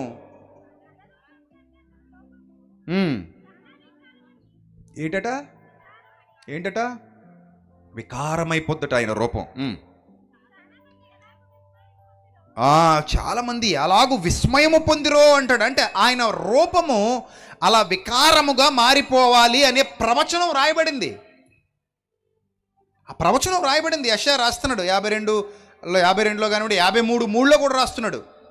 53:3లో కూడా రాస్తున్నాడు అదే ప్రవచనాన్ని. చదవండి. 52:13 మనం చదువుకున్నాం. నర రూపం కంటే అతని రూపం చాలా వికారమని చాలామంది విస్మయం పొందేంతగా ఆయన రూపం మారిపోవాలి. ఇక 53:3 అతడు తృణీకరింపబడినవాడు, మనుష్యుల వలన విసర్జింపబడినవాడు, దుఃఖాక్రాంతుడు, వ్యసనాక్రాంతుడు, వ్యాధిని అనుభవించిన వాడుగాను, మనుష్యులు చూడ నొల్లని వాడుగాను ఉండెను. అతడు తృణీకరింపబడిన వాడు ఆయను. ఎందుకు ఈ మాటలంటే యేసు ప్రభు వారి రూపం వికారం అయిపోయింది. అసలు ఆ దెబ్బలకి మనిషి రూపం మారిపోయింది. చాలా వాపులు వచ్చేసాయి, చాలా చోట్ల వాపులతో పాటు మొక్కలు రాలిపోయాయి. ఒకసారి ఆ కొరడ ఒకసారి గుచ్చుకుంటే, మీరు ఆ వీడియోలో చూడొచ్చు, ఒకసారి ఆ కొరడ గుచ్చుకుంటే మాంసం బయటికి తెచ్చేస్తుంది. ఒకసారికి ఒంటి మీద అది గుచ్చుకుంటే మాంసాన్ని లాక్కొచ్చేస్తుంది. అలాంటి 39 దెబ్బలు ఎన్నిసార్లు కొడితే అన్నిసార్లు కొడతారు. 39 తర్వాత బ్రేక్ ఇస్తారు. అలాగే ఎన్నిసార్లు వాళ్ళకు ఓపిక ఉంటే అన్నిసార్లు కొడతారు. దీన్ని బట్టి మీరు అర్థం చేసుకోండి. అలాగ కొడుతూ యేసు ప్రభువు వారి యొక్క ప్రవచన నెరవేర్పు అది లిటరల్గా జరగాలి. నాటకాలు ఉండవు, అక్కడ నటించటాలు ఉండవు, శక్తి చేత కాపాడబడటాలు ఉండవు. ఆయన సాదాసీదా నరమానవుడుగా భూమి మీదకి వచ్చాడు. ఆయన సాదాసీదా మానవుడుగానే శిక్ష అనుభవించాలి. మన వంటి బలహీనతలు కలిగి ఉండాలి, మన వంటి రక్తమాంసాలు కలిగి ఉండాలి, మన వంటి దేహంలో ఆయన బాధ అనుభవించాలి. అది శిలువ ఘట్టం అంటే. అందుకే ఎవ్వరు చేయలేరది, ఆయన మాత్రమే చేయదగినటువంటి గొప్ప కార్యం కనుక ఆ విషయాన్ని అక్కడంత స్పష్టంగా వ్రాయించాడు. ప్రియమైన దేవుని సంగమా, ఇది రెండవ ఘట్టం. ఆయన శ్రమలలో స్కార్జింగ్ అనేటువంటి రెండవ ఘట్టాన్ని మనం చూస్తున్నాం. ఇక మరొకటి మనం చూస్తే హైపోవాలమిక్ షాక్. దీన్ని హైపోవాలమిక్ షాక్ అంటే అర్థం ఏంటంటే రక్తము యొక్క స్థాయి తగ్గిపోవటం. మీరు చూశారు బైబిల్ గ్రంథంలో యోహాను సువార్త 19వ అధ్యాయము 28వ వచనం చూడండి. యోహాను సువార్త 19వ అధ్యాయము 28వ వచనం. ఇన్నాళ్ళు మనం దీన్ని ఎలా అర్థం చేసుకుంటామంటే ఒకసారి చదివేయండి.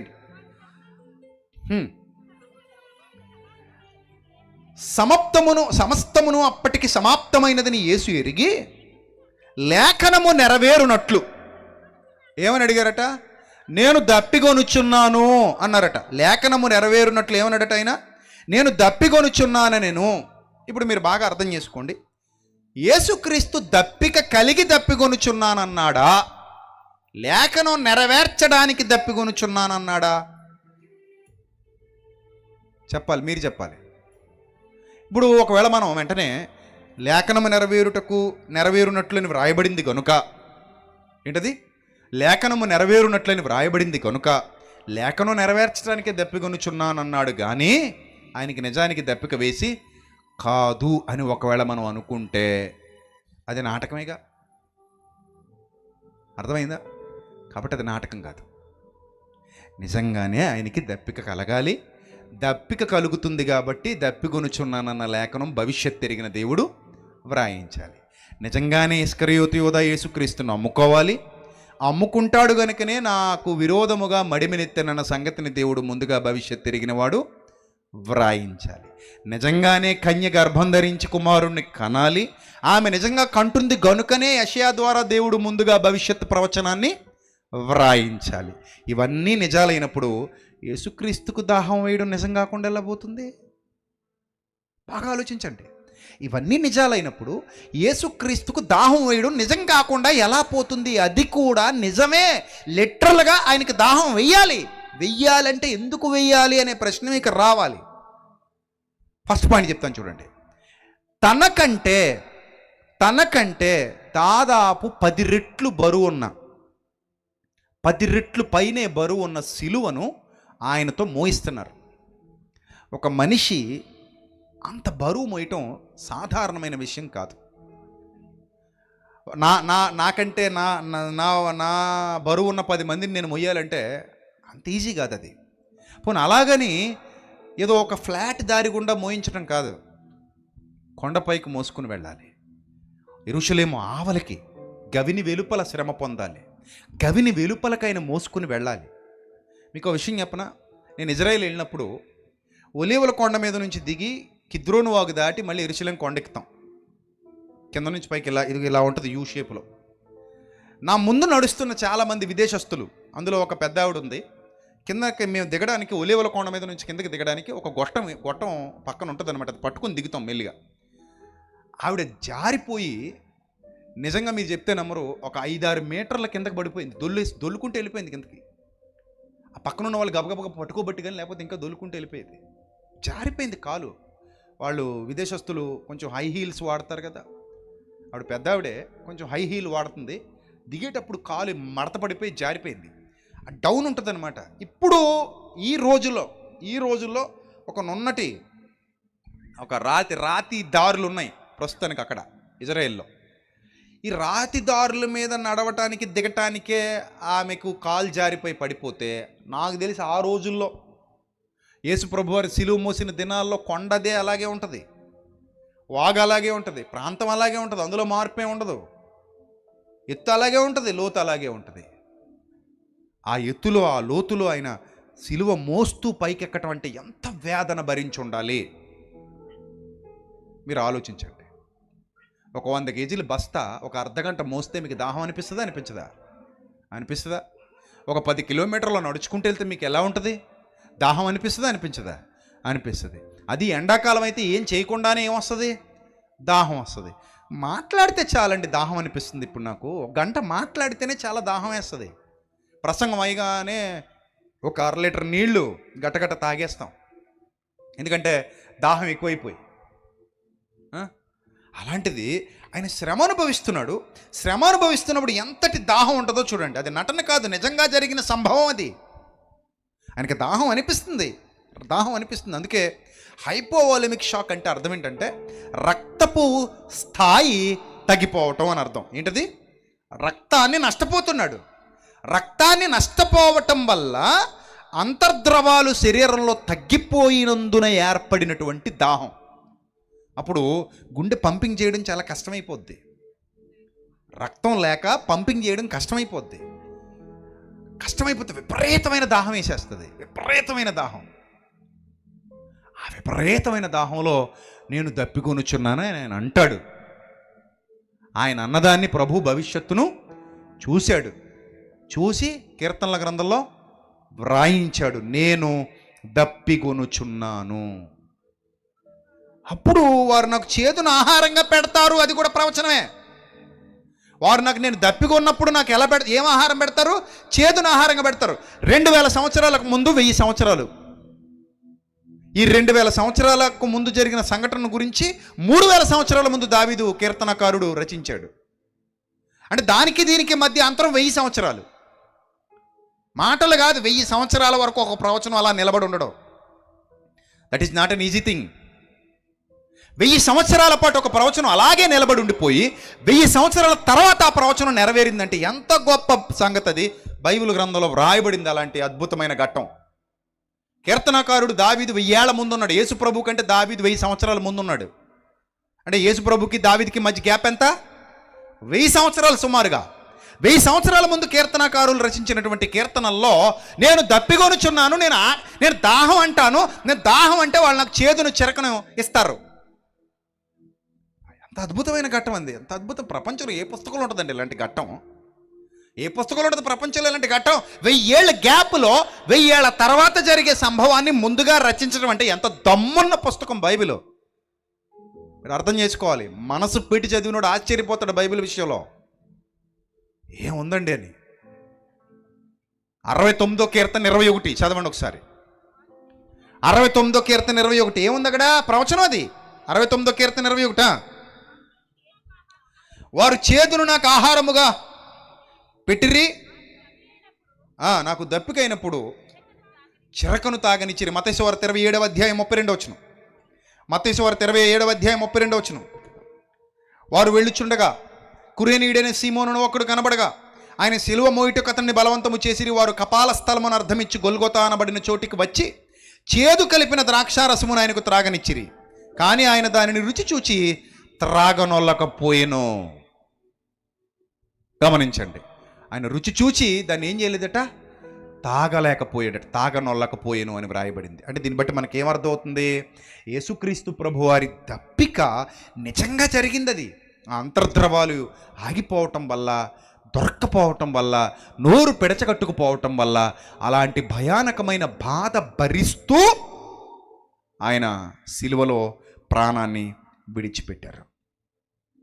ఇక మరొక అద్భుతమైన భయానకమైన ఘట్టం ఏంటంటే ఆయన చేతులలో దింపబడిన మేకుల బాధ.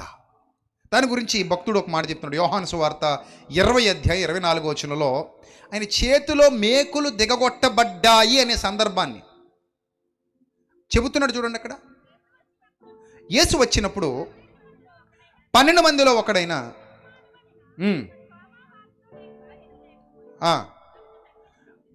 కనుక తక్కిన శిష్యులు ప్రభువును చూచితమని అతనితో చెప్పగా అతడు అంటున్నాడట, నేనైన చేతులలో మేకుల గుర్తులను చూసి నా వ్రేలు ఆ మేకుల గుర్తులు పెట్టి అన్నాడట.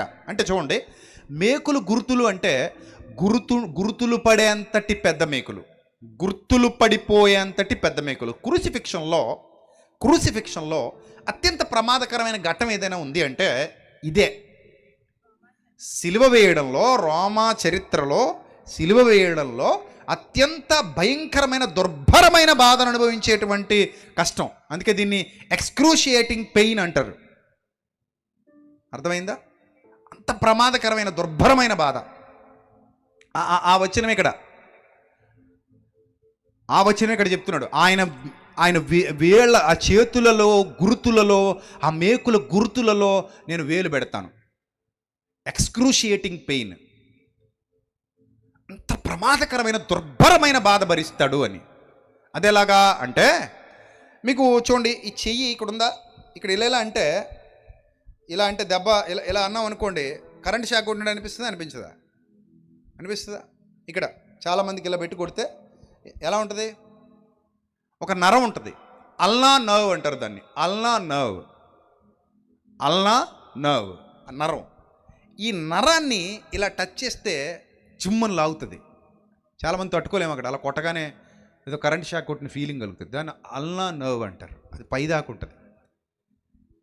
ఈ నరం ఏదైతే ఉందో, ఈ నరాన్ని క్రింద భాగంలో, అంటే ఆ నరాన్ని ఆనుకొని ఉన్న క్రింద భాగంలో కరెక్ట్గా మేక దిగొడతారు. మీరు అనుకోవచ్చు చేతుల్లో మేకలు అనగానే ఇక్కడ కొట్టేశారండి. యాక్చువల్లీ మనం చిత్రాల్లో ఇక్కడ కొట్టడం చూస్తాం. కానీ రోమా సైనికులు రోమా చట్టాల్లో సిలువ వేయడానికి ఇక్కడ మేకు దిగొట్టరు. బాగా గుర్తుపెట్టుకోండి, ఇక్కడ మేకు దిగొడితే ఈ చేతుల మీద అంత బరువు ఆగదు. ఎందుకంటే ఇవి తొందరగా విరిగిపోతాయి. ఈ చేతి ఎముకలు తొందరగా విరిగిపోతాయి. ఇందులో నుండి మేకు త్వరగా విరిగిపోయి బయటకు వచ్చేస్తుంది. కాబట్టి ఎక్కడ కొట్టరు. ఆ అల్నా నర్వ్ ఎక్కడైతే, ఇదిగో కరెక్ట్గా దిస్ ఈజ్ ద ప్లేస్. ఈ ప్లేస్లో మేకు దిగొడతారు. ఇటుపక్కన అటుపక్కన కూడా ఈ ప్లేస్లో 6 నుంచి 8 అంగుళాల మేకు ఇక్కడ నుంచి దిగొడతారు. కరెక్ట్గా చేతికి ఎంట్రన్స్లో, చేతి మధ్యలో కాదు, చేతికి ఎంట్రన్స్లో ఇక్కడ నుంచి మేకు దిగ్గొడితే కరెక్ట్గా వెనక్కి వస్తుంది. దాని మీద 2 చేతులు వేలాడాలి. అర్థమవుతుందా? ఈ వేలాడే ప్రక్రియలో ఈ యేసు ప్రభు వారి గురించి ఒక ప్రవచనం రాయబడింది. అది కూడా నెరవేరాలి. మళ్ళీ అక్కడ అది కూడా నెరవేరాలి. ఆ ఎక్స్క్రూషియేటింగ్ పెయిన్లో అది కూడా భాగం. అది ఎక్కడ రాయబడిందంటే కీర్తన గ్రంథం 22వ కీర్తన 14వ వచనం మీరు చూడండి. కీర్తనల గ్రంథం 22వ కీర్తన 14వ వచనం ఏం రాయబడింది అక్కడ? కీర్తనల గ్రంథం 22వ కీర్తన 14వ వచనంలో ఆ బాధకు సంబంధించినటువంటి ఒక విషయాన్ని ఇక్కడ భక్తుడు పొందుపరుస్తున్నాడు. ఇది కూడా 1000 సంవత్సరాల ముందే. ఇది కూడా ఎన్ని సంవత్సరాల ముందు? యేసు ప్రభు వారు శిలువ శిక్ష భరించడానికి 1000 సంవత్సరాల ముందు వ్రాయబడినటువంటి ప్రవచనం. నోట్ చేసుకోండి ఇవన్నీ కూడా. ఏముంది అక్కడ? కీర్తన 22:14లో నేను నీళ్ల వలె పారబోయబడి ఉన్నాను, నా ఎముకలన్నీ స్థానము తప్పి ఉన్నవి. మొదటి వచనంలోనేమో ఎలోయి ఎలోయి లామా సబక్తాని ఉంటుంది. నా దేవా నీవు నన్ను ఎలా విడనాడితివి అనే మాట అదే 22వ కీర్తన మొదటి వచనంలో కనబడుతుంది. యేసుక్రీస్తును గురించిన ప్రవచనం. ఇప్పుడు మనకి ఎక్కడ కనబడుతుంది? ఇది ఎన్నో వచనం? ఇది 14వ వచనం. 14వ వచనంలో నా ఎముకలన్నీ ఏమయ్యాయి అంటున్నాడు? స్థానము తప్పి ఉన్నవి అంటున్నాడు. ఎముకలు ఎప్పుడు స్థానం తప్పిపోతాయంటే, ఇప్పుడు యేసుప్రభు వారి చేతికి ఆ మేకు ఈ కరెక్ట్ ప్లేస్లో అల్నా నర్వ్ పైన వేలాడేటప్పుడు ఈ మధ్యలో మేకు ఆ నరం కిందకు వస్తుంది. అంటే ఒకసారి టిక్మని కొడుతుంటేనే జుమ్మని లాగడం, కరెంట్ షాక్ కొట్టినట్టు మనకు అనిపిస్తుంది. ఆయన వేలాడినంతసేపు ఆ బాధ ఉంటుంది. ఆ నరాన్ని ఆనుకునే మేకెళ్తుంది. ఒకసారి ఇలా అన్నందుకే అమ్మో అన్నప్పుడు ఆయన వేలాడినంతసేపు అంత బాధ ఉంది అంటే అది ఎంత బాధాకరమైనది, అది ఎంత ఇబ్బందికరమైనది మీరు ఆలోచన చేయండి. ఆయన వేలాడినంతసేపు ఉండాలి అది. అలాంటి బాధ ఆయన భరించడానికి కరెక్ట్గా అక్కడ మేకు దిగ్గొట్టేసి ఈ చేతిని లాగిపెట్టి కట్టడానికి దాదాపు తాడు కట్టి దానికి నాటేసి ఈ ఈ చేతికి తాడు కట్టి నాటేసి 6 లేదా 7 అంగుళాల ముందుకు లాగుతారు. అప్పుడు ఎముకలు స్థానం తప్పేస్తాయి, గూడు వదిలేస్తుంది. ఎముకలు స్థానం తప్పాలి, ఆ వచనం నెరవేరాలి. ఏం చదువుకున్నాం 22వ కీర్తనలో? నా ఎముకలన్నీయు ఈ అల్నానావు మీద పడినటువంటి ఒత్తిడి, ఈ నరాల మీద పడినటువంటి ఒత్తిడి, అది కాకుండా ముళ్ళ కిరీటం, అది కాకుండా కాళ్ళలో మేకులు, అది కాకుండా పక్కలో బళ్ళిపు పోటు, అది కాకుండా ఒంటి మీద గాయాలు, వాపులు, వాచిపోయింది ఆయన శరీరం దెబ్బలకి, ముక్కలుగా రాలిపోయింది, వికారంగా మారిపోయాడు, సురూపము లేదు, సొగసైనను లేదు, ఆయన వ్యసనాక్రాంతుడుగా ఉన్నాడు. ఇది యేసు ప్రభువు సర్వమానవాళి పాప ప్రక్షాళన కొరకు బలియాగం జరిగించడంలో అనుభవించిన శ్రమ, వేదన. అర్థమైందా? మొత్తబడినవాడు అన్నాడు, గాయపడ్డాడు, శ్రమనొందినవాడు, వ్యసనాక్రాంతుడు, తృణీకరింపబడినవాడు, వ్యాధిని అనుభవించినవాడు. సో ఇవన్నీ చదువుతున్నప్పుడు విసర్జింపబడినవాడు, ఇవన్నీ చదువుతున్నప్పుడు మనకు అర్థమవుతుంది ప్రభువా నీవు చేసిన త్యాగం నా కొరకు ఎంత గొప్పది అని. ఒక మాట మీకు చెప్పనా, భూమి మీద ఉండగా అర్థం కాని వాళ్ళు పరలోకానికి వెళ్ళాక రొమ్ము కొట్టుకుని ఏడుస్తారు. భూమి మీద ఉండగా తెలుసుకోలేని వారు నిత్యత్వంలోకి అడుగుపెట్టిన తర్వాత ఆ సత్యవంతుని యొక్క ఆ శ్రమానుభవమును గుర్తించి గుర్తించి గుర్తించి చింతాక్రాంతులైపోతారు, దుఃఖాక్రాంతులైపోతారు. ఆయన తీసుకున్న ఒత్తిడి అంతా ఇంత కాదు.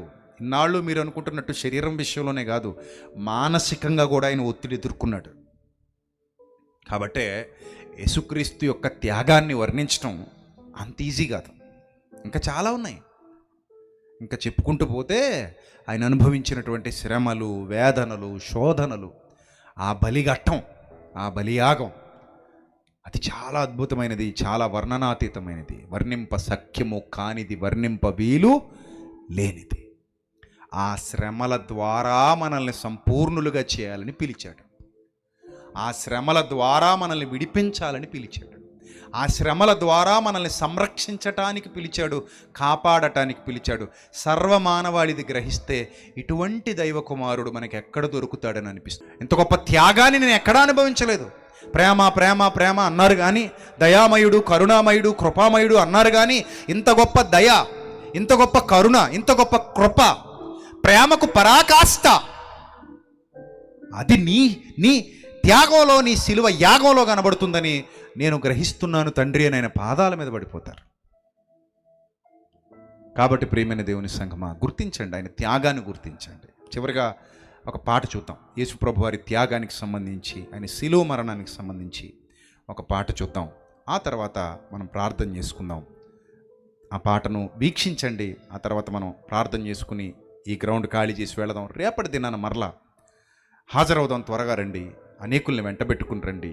రేపు చాలా చాలా చాలా విలువైన సంగతులు మీరు నేర్చుకోబోతున్నారు. ఈరోజు విన్నదానికంటే కూడా ఇంకా లోతైన, ఇంకా విలువైన సంగతులు మీ కుటుంబాలతో తరలి రండి, మీ పిల్లల్ని వెంటబెట్టుకుని రండి. మన కుటుంబాలకు క్రైస్తవ పూర్తి సమాచారం మనకు తెలియాలి, మనకు అర్థం కావాలి. అర్థమవుతుందా? కాబట్టి రేపటి దినాన ఆయన శ్రమలు, పునరుద్ధానం, ఆ మధ్యలో దాగిన లోతైన సత్యాలు రేపు వివరిస్తాను. పరిశుద్ధాత్మ అభిషేకము చేత, పరిశుద్ధాత్మ శక్తి చేత నింపబడిన ప్రతి హృదయానికి దేవుని జ్ఞానం స్పష్టంగా అర్థమవుతుంది. వేళ క్రీస్తుని నువ్వు ఎలా అర్థం చేసుకోలేదేమో, సాదాసీదాగా మామూలుగా ఆయన దేవుని కుమారుడు, దేవుడు వాక్యమై ఉన్నాడు, ఆయనకి బాధలేముంటాయి, ఆయనకి కష్టమేముంటుంది, ఆయనే ఉంది అనుకుని ఉంటావు. అలాగనుకుంటే నీ త్యాగం, నీకు ఆయన త్యాగం వృధాగా కనబడుద్ది. అమ్మ బాధ బిడ్డకు తెలియనట్టు, అమ్మ ప్రసవ వేదన బిడ్డకు తెలియనట్టు, క్రీస్తు ప్రసవ వేదన మనకు అర్థం కాకపోతే క్రీస్తు మీద ప్రేమ ఉండదు, క్రీస్తుని గురించి ప్రకటించాలన్న ధ్యాస ఉండదు. కాబట్టి క్రీస్తు ప్రేమ అర్థం కావాలి, క్రీస్తు యొక్క కరుణ అర్థం కావాలి, క్రీస్తు యొక్క త్యాగం అర్థం కావాలి అంటే బైబిల్ గ్రంథంలో వ్రాయబడిన లోతైన సత్యాలు మొదట మనకు తెలియాలి.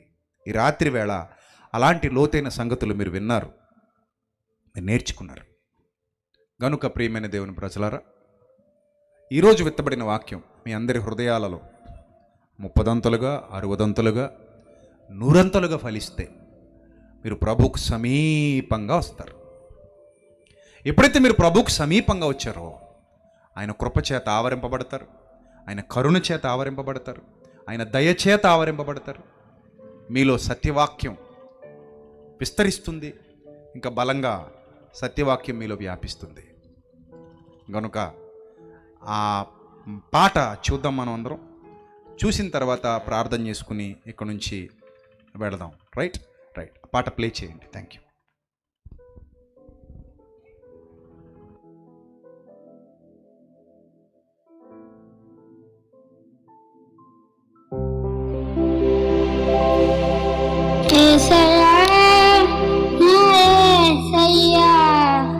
సిలువలో వేలాడారు, మనకు సంప్రాణం పెట్టారు.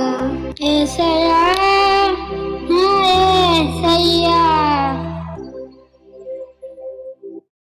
మై డియర్ బెన్నీ జోసెఫ్, నీ జ్ఞాపకాల జడిలో తడుస్తూ పరదైసులో ఎప్పటికైనా నిన్ను కలవాలనే తపనతో పయనిస్తూ నీకోసమే ఈ గీతం అంకితం.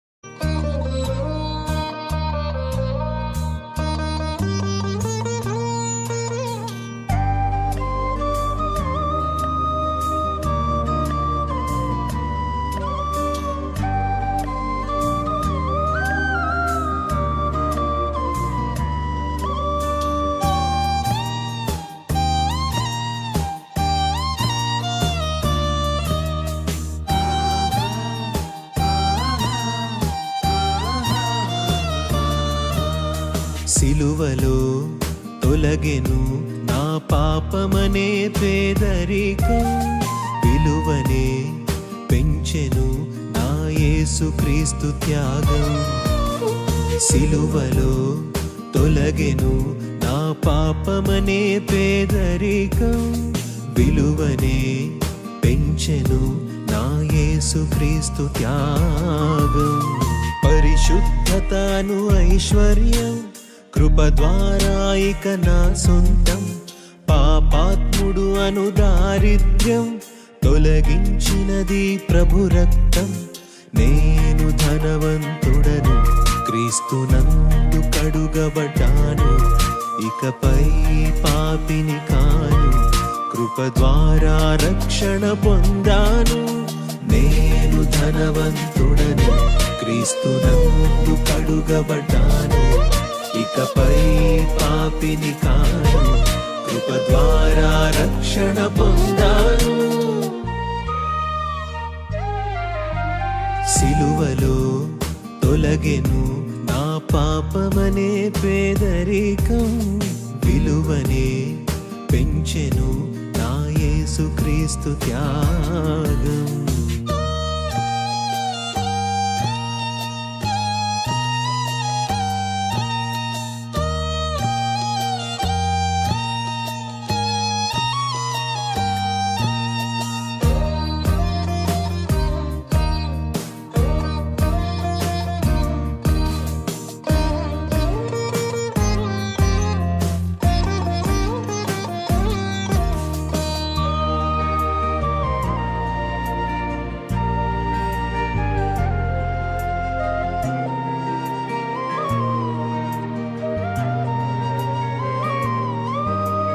ధర్మశాస్త్రమనుచరలోన పాపపు బంధీలెవరైనా క్రీస్తునందే విమోచన, అది దేవుని సముచిత దీవెన, అది దేవుని సముచిత దీవెన.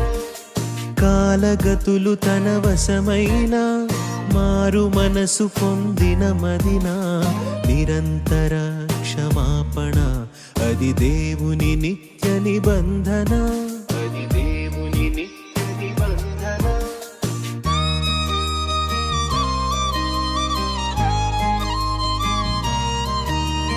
ధర్మశాస్త్రమనుచరలోన పాపపు బందీలెవరైనా, క్రీస్తునందే విమోచన, అది దేవుని సముచిత దీవెన.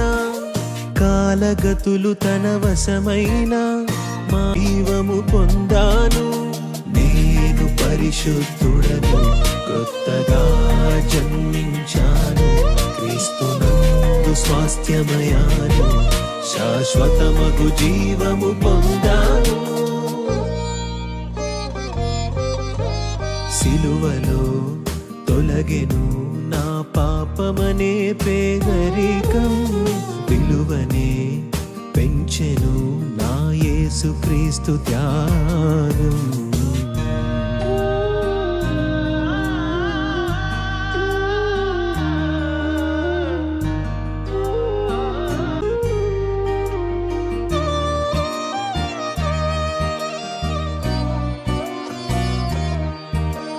పాపమైన అపరాధమైన చచ్చిపడిన ఆ స్థితిలోన, నా శాపమునే పొందిన నా ప్రభువుకు కృతజ్ఞతార్పణ, నా ప్రభువుకు కృతజ్ఞతార్పణ.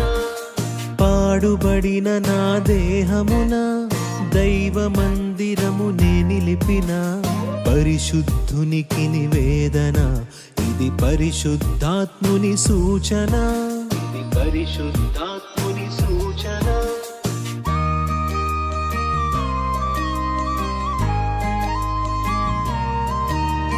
పాపమైన అపరాధమైన చచ్చిపడిన ఆ స్థితిలోన, నా శాపమునే పొందిన నా ప్రభువుకు కృతజ్ఞతార్పణ.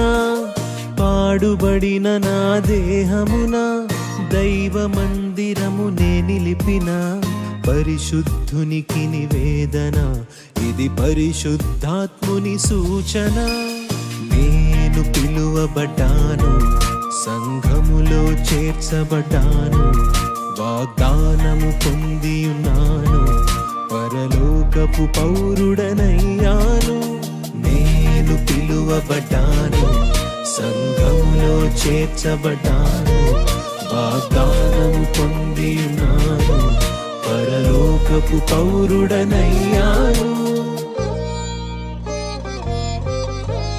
సిలువలో తొలగెను నా పాపమనే పేదరికం, విలువనే పెంచెను నా యేసుక్రీస్తు త్యాగం. సిలువలో తొలగెను నా పాపమనే పేదరికం, విలువనే పెంచెను నా యేసుక్రీస్తు త్యాగం.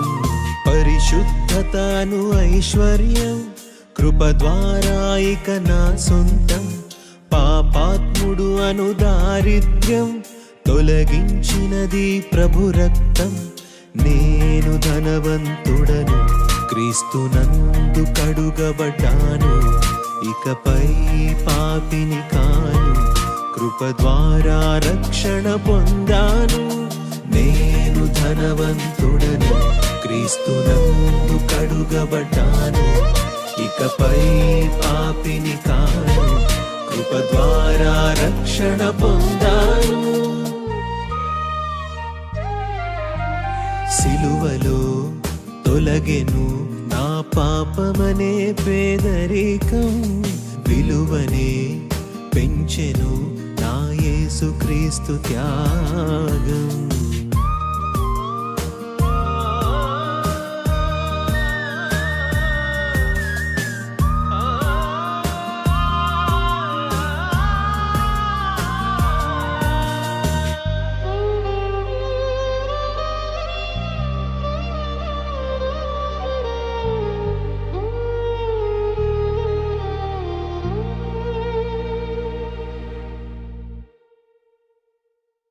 తెలుసుకున్నారు. రేపు మరిన్ని విలువైన సంగతులు మనం విందాం. త్వరపడి రండి, అనేకుల్ని వెంటబెట్టుకుని రండి. మరి ముఖ్యంగా లైవ్లో వీక్షిస్తున్నటువంటి బిడ్డలకు చెప్తున్నాను, మీరు విన్న ఈ సందేశం ఇతరులకు కూడా చేరవేస్తే సత్యవాక్య ప్రకటన అనేకులకు అందుతుంది. మరొక విషయాన్ని ఈ లైవ్ వీక్షిస్తున్న బిడ్డలకు చెప్పాలి. ప్రపంచవ్యాప్తంగా ఎవరైతే లైవ్ వీక్షిస్తున్నారో వాళ్ళందరికీ ఆ యూట్యూబ్ అల్గారిథం అనేది ఒకటి ఉంటుంది. అదేంటంటే, మీరు ఈ వాక్యం విన్న తర్వాత దాని క్రింద మీ అభిప్రాయం కానీ, లేదా ఆమెన్ అని కానీ, లేదా ప్రైజ్ దలాడని కానీ ఒక చిన్న కామెంట్ వదిలి వెళ్ళిపోయారు అనుకోండి, ఎక్కువ కామెంట్లు వచ్చే కొలది యూట్యూబ్ అల్గారిథం ఎక్కువ మందికి ఆ వీడియోని ప్రమోట్ చేస్తాడు. అంటే సత్యం వ్యాపించడానికి మీరు కామెంట్ చేయడం, లైక్ చేయడం కూడా చాలా ఉపయోగపడుతుంది. దానివల్ల మీకు ₹1 కూడా ఖర్చు కాదు. కానీ ఎక్కువ మంది ఏం చేస్తారు, దేవుని వాక్యాన్ని వినే అవకాశాన్ని పొందుకుంటారు. కాబట్టి పిల్లలు ఈ విషయాన్ని గుర్తించాలని ముఖ్యంగా కోరుతున్నాను. సోషల్ మీడియాలో ఎవరైతే అకౌంట్స్ కలిగి ఉన్నారో వాళ్ళు దేవుని సత్య సువార్తను వ్యాపింపు చేయడానికి కష్టపడండి. ముందుగా మరలా చెప్తున్నా, మన క్రైస్తవ కుటుంబాలు మేల్కొనాలి. వాళ్ళకి క్రీస్తు అర్థం కావాలి మొదట. అప్పుడు దేవుని నామం అన్యుల మధ్యలో ఏమవుదు, దూషింపబడదు. కాబట్టి క్రీస్తును కలిగి ఉన్నవారిగా, క్రీస్తును నేర్చుకున్నవారిగా, క్రీస్తు ఔన్నత్యాన్ని అర్థం చేసుకున్నవారిగా మరింత వృద్ధిలోనికి మీ కుటుంబాలు వెళ్ళాలని మనస్ఫూర్తిగా కోరుతూ, దయచేసి అందరు లేచి నిలబడండి. మీ కొరకు ప్రార్థిస్తాను. ప్రార్థన అనంతరం మీరు మీ గృహాలకు తిరిగి వెళ్ళొచ్చు. రేపటి దినాన్ని మరలా కలుసుకుందాం. రేపు సాయంత్రం 6 గంటలకే సభ ప్రారంభమవుతుంది. త్వరపడి రండి, అనేకులను వెంట పెట్టుకుని రండి, మీ కుటుంబాలతో రండి. సత్యవాక్యాన్ని వినండి, నేర్చుకోండి, బలవంతులుగా మారండి. దేవుడటి ధన్యత మీకు, మీ కుటుంబాలకు సమృద్ధిగా అనుగ్రహించునుగాక. ఆమేన్. ప్రార్థన చేద్దాం. తలలు వంచండి. మహాపరిశుద్ధుడైన మా కన్న తండ్రి, మహోన్నతుడ, దయగల దేవ, కృపగల ప్రభు, మీ పవిత్ర నామానికి స్తుతులు స్తోత్రాలు చెల్లిస్తున్నాను తండ్రి. ప్రభువా, ఇంతవరకు విత్తబడిన వాక్యం మా అందరి జీవితాలలో 30 60 100 ఫలించాలి తండ్రి. మీ పిల్లలు మీ సత్యముని ఎరిగిన వారై కడవరకు నమ్మకంగా మీ కొరకు బ్రతకాలి. జ్ఞానముతో మెలగాలి, వివేకముతో మెలగాలి. ప్రతి కుటుంబాన్ని దర్శించండి ప్రభా, ప్రతి కుటుంబాన్ని దీవించండి, ఆశీర్వదించండి. మేలు చేత వారి హృదయాలను తృప్తిపరచండి. మీ కుమారుని గురించినటువంటి లోతైన సత్యాన్ని తెలుసుకోగలిగే జ్ఞానాన్ని బిడ్డలకు ఇవ్వండి. వారి మనోనేత్రాలు తెరువజేయండి తండ్రి. ఈ కడవరి దినాలలో నాతో, మాతో, మా అందరితో సూటిగా మాట్లాడుతున్నారు. నిజమే ప్రభా, మీ కుమారుడైన సమీపంగా ఉన్నారు తండ్రి. ఆయన ఎప్పుడు మా మధ్యకు రాబోతున్నారో, ఎప్పుడు మమ్మల్ని పిలువబోతున్నారో, ఎప్పుడు మధ్యాకాశంలో మేము కొనిపోబడాలో మాకు తెలియదు. ఆ సమయం ఎప్పుడు వచ్చినా సిద్ధపడగలిగే గుంపులో మమ్మల్ని ఉంచండి తండ్రి. ప్రభా, మీ బలము చేత, మీ శక్తి చేత కాపాడబడుటకు, మీ సహాయము చేత నడిపింపబడుటకు ఇక్కడ ఉన్న పిల్లలందరికీ మీ కృపను తోడుగా ఉంచండి. లైవ్ ద్వారా వీక్షించిన బిడ్డల కుటుంబాలను దీవించండి, ఆశీర్వదించండి. వారి ప్రభా కుటుంబాలలోని బిడ్డలను జ్ఞాపకం చేసుకోండి, విద్యార్థులను జ్ఞాపకం చేసుకోండి, జ్ఞానం ఇచ్చి నడిపించండి. మీ కృపచేత బలవంతులుగా మార్చమని మరలా రేపటి దినాన మేమందరం ఇక్కడ సమకూర్చబడి విలువైన జ్ఞాన సంగతుల చేత తృప్తిపరచబడినట్లు మీ శక్తి, మీ బలము అనుగ్రహించి నడిపించమని మా కొరకు తిరిగి రానయ్యున్న ప్రభు అయిన క్రీస్తు పేరిట ఈ ప్రార్థన మనవులు మీకు సమర్పించి పరలోకపు జవాబు పొందుకుంటున్న మా కన్న తండ్రి, ఆమేన్. మన తండ్రి అయిన దేవుని ప్రేమ, కుమారుడు మన రక్షకుడైన క్రీస్తేసు వారి శాశ్వతమైన కృప, మనందరి ఆదరణకర్త అయిన పరిశుద్ధాత్మని అన్యోన్య సహవాసం కూడిన మనకు, లోకంలో ఆయనను ప్రేమిస్తూ ఆయన కొరకు యథార్థంగా బ్రతుకుతున్న ప్రియులకు పిల్లలందరికీ ఇప్పుడు ఎల్లప్పుడూ సదాకాలము తోడుగా ఉండి నడిపించునుగాక. ఆమేన్. అందరికీ వందనాలు. May Lord bless you all, love you all. దేవుడు మిమ్మల్ని, మీ కుటుంబాలని బహుగా దీవించి ఆశీర్వదించునుగాక. ఆమేన్.